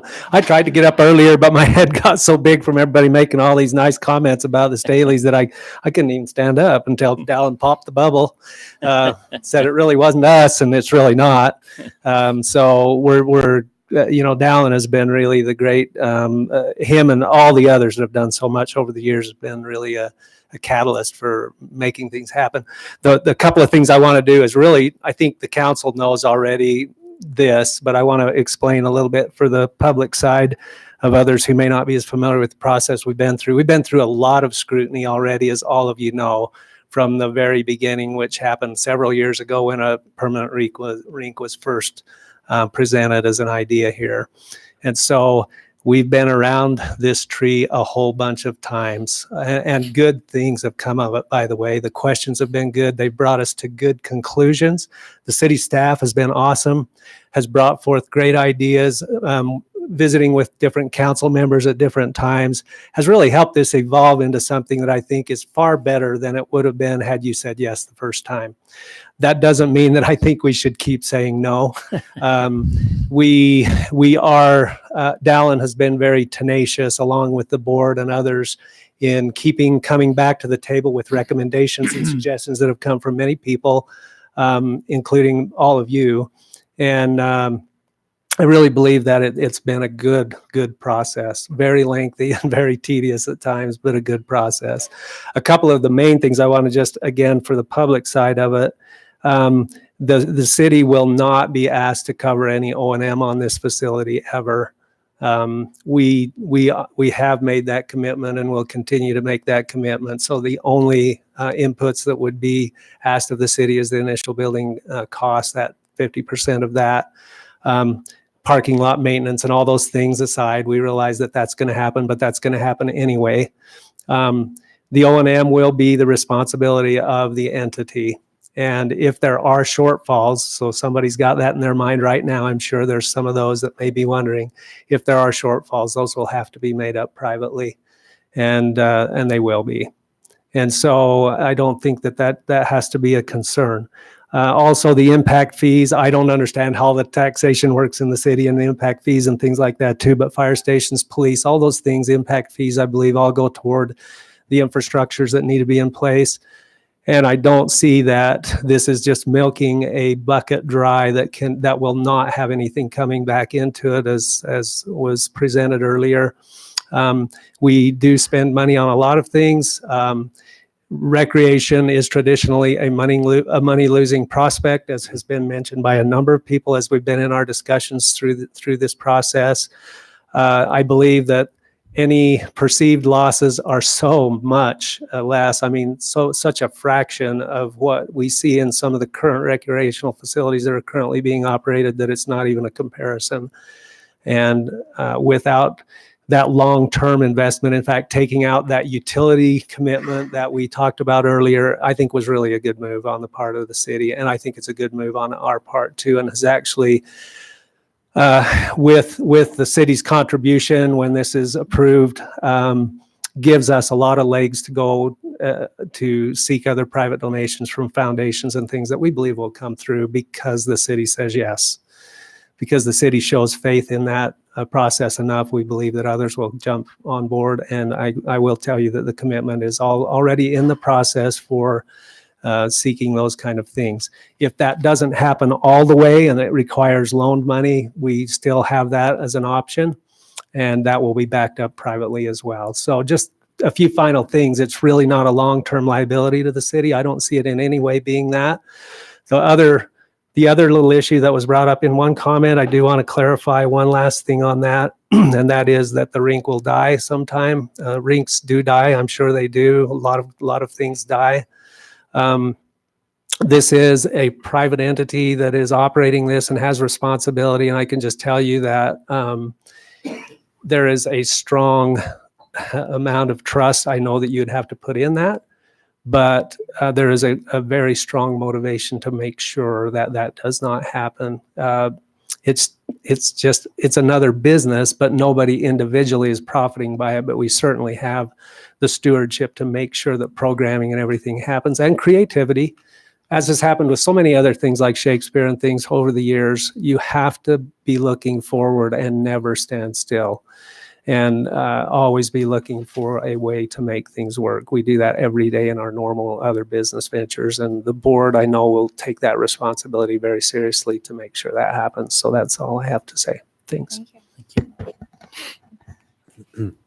With that, we will close the public hearing. Council comments? I have two comments really very quickly because the hour is getting late. But I first of all acknowledge Mr. Wilson, who's once again visited with us and come all the way down to sit through all this. So thank you for your commitment and your efforts on behalf of this project. And I just wanted to remind everyone, regardless of what happens with this project, just a little over a week and a half ago, we had a keynote speaker at the Utah Rural Summit who spoke about the importance of uniqueness and making your communities unique. And this project does provide the opportunity to create something that's unique for us, that makes us stand out from the rest of the communities in our region and in our state. And I would hope that we would take those words, because if we want to attract people here, we have to be different. We have to be unusual. We have to have a reason to have them come here, whether it's St. George or Las Vegas or Fillmore or Enoch. What makes them want to come here as opposed to all those other places? And this project has that possibility to do it. So I just want us to keep that in mind. Mark, can I get some personal time with you? I can come up and see you, or you can see me, but I would love to vet your very conservative estimates, and just for my understanding, that's just something I would like to do between now and next week. But thank you. I would like to be involved in that too, because I think I have similar questions. So, and I think Dallin had, had passed that on to you, that kind of the things that I was looking at that I wanted some questions. So thank you. So I don't know if we can coordinate that. Yeah, we can. So he doesn't have to do it twice. We can do that. Do you have There'll only be two of us, so. Yeah, we can be involved in that, because then if it's three, then it's a public meeting. I know it's late. Are you done? I'm done. Okay. I know it's late, but I want to go through some numbers. When we were talking, and I've worked really hard for probably the last 3 or 4 years to get the location where the ice rink is deemed a permanent home. And that's been something it didn't work, and I respect that process. But when we were talking about maybe doing that, using that location, the council seemed to me, and they could speak up if they differ from this opinion, but it seemed like that the Staleys and their board would pay for that whole facility. They would ask the city to pay for utilities, which was estimated at a tops at $85,000. So in 20 years, that would be $1.7 million. And I think if we had two spots like they have now, I believe this council, from what I heard in that meeting, would support that. I don't know. But I think if we had two spots, I think it would be almost a no-brainer. So I want to run some numbers, and I want to do some comparisons. And I haven't had time to do the other with baseball, golf, the Diamond Z, the Heritage Center, and Jason, maybe you can help me with that this week. But I have run the numbers on the Aquatic Center just to because as it's been brought out tonight, recreation is expensive. We think it's important for our youth, has been brought out, but it is expensive and we subsidize it. We're subsidizing every person that goes to the Aquatic Center to swim right now between $3.50 to $4 a person, depending on what year. And that's to the tune of about $350,000 to $400,000 that we're losing every year on the Aquatic Center. And just keep that in mind. But let's just play with these numbers for a minute. So if you take let's just say we would have voted for this if the city, all they had to come up with was a $1.7 million, the $85,000 per year. You take let's take that away. Let's take the 2.85 million and subtract the 1.7. Okay. If we would have supported the other thought, that would leave us with $1.15 million investment in this facility. That's about what we're paying more than what we would have. Okay. So let's Paul, can I just interject before you keep them going down the path? We had not approved the 1.7 million. I know that. Yes. Okay. I said, I felt like if we had two spots, it may have approved. And that's fair. Yeah. So, so the Aquatic Center was built, I think, in 2011. We've got a 25-year bond on that. And, I asked Jason to run the numbers. We've spent to date on the Aquatic Center with O&M, building the facility, employment, paying payroll. We've invested about $14.7 million into that facility. Now, if you add another 16 years, which we have left on that bond, and multiply about $390,000 a year, that's about another $6.2 million. So by the time we pay off that Aquatic Center bond, we will be into that facility over $21 million. Now, what Mr. Staley said was that'll be a one-time investment and we won't have any more O&M. So a few weeks ago, we were discussing, after thinking the pool liners and all those things on the swimming pool were going to last a long, long time, in 8 years, we're replacing the liner, even at them subsidizing quite a bit of it. We're spending $132,000 on a new liner for the pools. We're not going to be having those discussions with this project. We're going to have a one-time investment, and maybe you considered a 1.5, or maybe like Terry said, if we wouldn't have voted for that, it would be a $2.85 million investment. But when you compare that to $21 million plus all the major repairs, whether it be boilers or I think it was decided that we might be replacing those liners maybe as often as every 10 years. It's been 8 so far. Hopefully they last longer than that. But when you compare the cost of entertainment or recreation to that, and you compare the 2.85 to the 21 million or the 1.15 to the 21 million, I don't know if you get where I'm going, but we can do that on ball fields. We can do that on the Heritage Center. We can do that on the Diamond Z. We can do it on the golf course. We just put $2 million in the golf course for plumbing, for new pipes, and it's needed. It was terrible. But that's one point I want to make. The other point is passion is what makes this work. If Cedar City tomorrow came out and said, hey, and we had never done this before, and they said, we want to build an ice rink and run it, my vote would be a resounding no. But because I've seen this work for 6 years, I've seen the heart of these people that are involved and their passion, that's what's going to make this work. And like Mr. Barney said, I've worked with the Staley family for a lot of years, and they pay their bills. They do. I think it would be offensive if I went up to Dave Staley and had him sign a contract, because I trust him so much.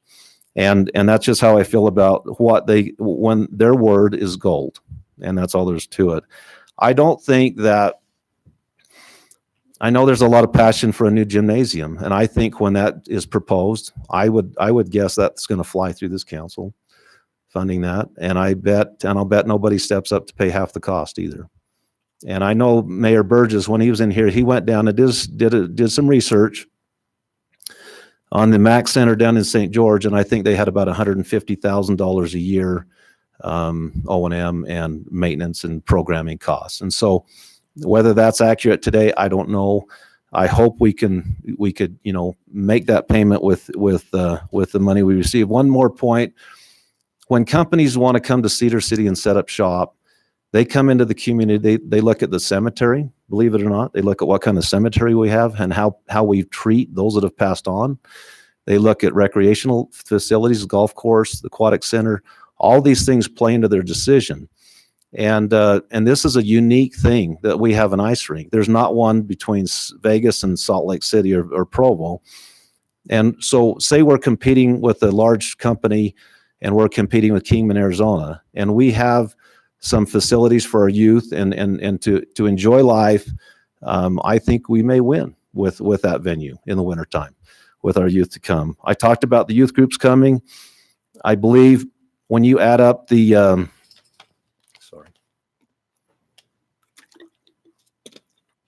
I do believe, let's say this goes 30, 40, I don't know, maybe 50 years. And you add up the return on investment with the sales tax revenue we gain as a city, I believe that it's going to pay off whether it's the 1.5 you want to think about or the 2.85 one-time investment, I believe it's going to pay off, and we're going to receive return on investment. And that's really all I have to say right now. Thanks. Thank you.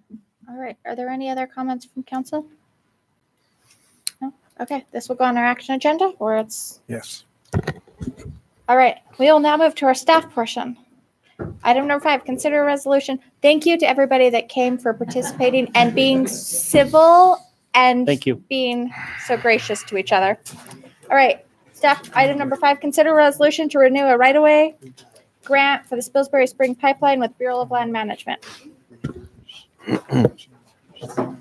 This is just Jonathan, get really close to the mic so you can hear you, because he's spoken. Please.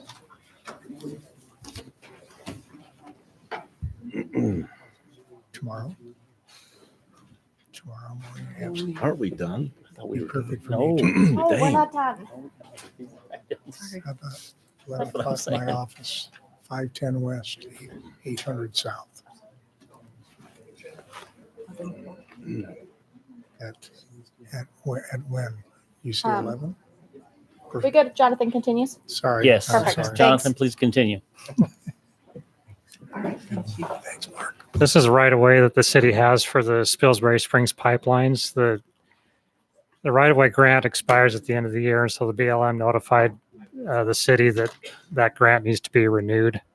And so this is just the beginning of the process to do the resolution so that we can file the proper paperwork with the BLM in order to continue that right-of-way grant.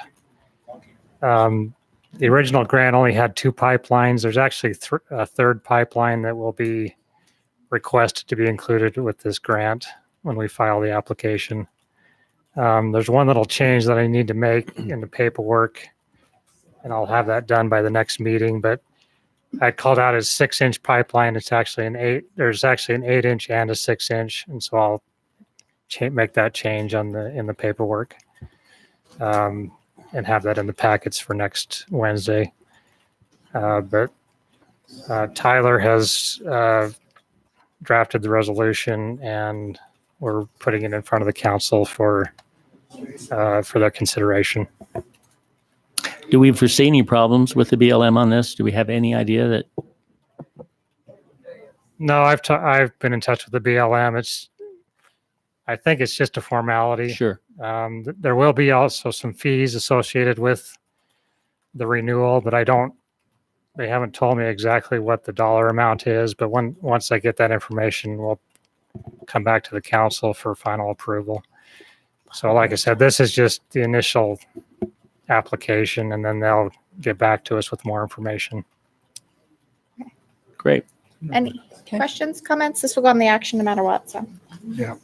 Okay, item number 6, consider bids for the cemetery columbarium road project. And I thought you were here for the ice rink. Good to see you still here, Trev. Thank you. Trevor McDonald with Cedar City Engineering. As it's been brought up, people look at cemeteries. We need some hard surface around a columbarium. So the city came to the budget process to put some hard surface that will clean up the area around the columbarium that was recently put in at the cemetery. Budget was approved, I think, in the order of $80,950. And that allowed us to pursue designing this project and administering bids. So we've bid the project out in the last couple of weeks. We received 3 bids: Western Rock, Nichols Building, and Native Sun Materials. Western Rock was the low bid at $64,917.95. And that is within the budget. So when you say road project, I just want clarification because I know where the columbarium's sitting right now. Is it just to get out there, or does it involve landscaping around it, or what does it entail? We didn't know what these bids would come in at, so we weren't going to bank on landscaping, but this does allow us to do landscaping. I think this Wade's still here. He can talk to this probably better than I can, but I think he is planning on landscaping and finishing it up. So it's road work and landscaping. Yeah. Well, yeah. But this bid is this just bid road work. includes. This is just the road. No, this does not include the landscaping. I understand. The budget include. Okay. But it I think we includes can concrete do some landscaping and with road. some of the budget. Yes. Yeah. So this one includes curb and gutter, an ADA access from the road into and around the columbarium, and there's a little bit of drainage that we need to handle, so a waterway at the bottom to handle water that's collected on the road and in the curb and gutter, just to carry it down the curb and gutter, and then asphalt on the road. Does it involve any parking at all, or they will? There is space for parking. I think we have it, depending on the orientation, we can have 10 spaces or 6 spaces if we angle it. Weren't we doing angle parking along it? We haven't decided yet. I think we can fit in 10 spaces if it's perpendicular and make it a 2-way road, or we could do a 1-way road and have angled parking. But it gives us the flexibility to do either or, depending on what we see traffic wise in the future. Okay. Well, I would just hope that before we start using it, that it is somewhat landscaped, so we're not sending someone out there to this lovely road and lovely columbarium, and it's just got dirt and weeds around it. Still dirt. Yeah. Yes. I think we've discussed items to help preserve what has been put in place for future expansion. So we've done some backfill and recompaction there, and it's structural fill. So we may consider putting a weed barrier down and bark, or just some kind of. We want to cover up the dirt. So yeah. Do you have anything to add? Wade Orm, Parks Division Head. So as far as immediately around the columbarium, I would not suggest putting any plant material. Like Trevor just said, it's structural based. That's for the future expansion of the columbarium. So as soon as you start adding plant material and water and everything, it's going to disrupt all that. And then you're going to have more your potential for problems for the structures that will come. There is some grading issues from where the new cemetery building is down to the columbarium. So with this extra money, we would use that for a retaining wall first to preserve the lower section, and then continue on to probably putting trees as well as the bark around the immediate area. Would put trees. There is space for trees between the fencing and where the columbarium would go. So it would add something that would be out of the way and not interfere with any future expansion. It wouldn't be great. It would definitely still look unfinished at one point because it's such a large space, and our first phase is so small compared to the entire product. But I think it's the right steps to preserve what we've started and still expand with minimal cost. All right. Can this go on consent? So the budgeted item, yes. Yes. Thank you. Thanks. Public hearing to, item number 7, public hearing to consider an ordinance vacating a water line easement, Lot 5, Block 10, in the Highland Park subdivision. So on this block, it's a vacant block in the Highlands subdivision. The back of it is adjacent to the city golf course, I believe. When this subdivision was put in, the city retained a water line easement that went through the middle of this block. At this point in time, we've been able to take care of water for the nearby restrooms at the golf course through a different water line. So there's no really need or necessity to retain this easement. The owner of this lot would like to develop it and build a home. In order to do that, we need to vacate that. As we reviewed this in sketch and planning commission, it was given a positive recommendation. Staff have no concerns vacating it. Okay. Any questions from council? Then we will open the public hearing on this item. Okay, we will close the public hearing. This will go on the action agenda. And I move that we adjourn this meeting. Second. All in favor? Aye. Thank you. I didn't dare get up for that look you gave us. Exactly. Well, that's as it should That be. was still my nice. Look at that, right at 9 o'clock.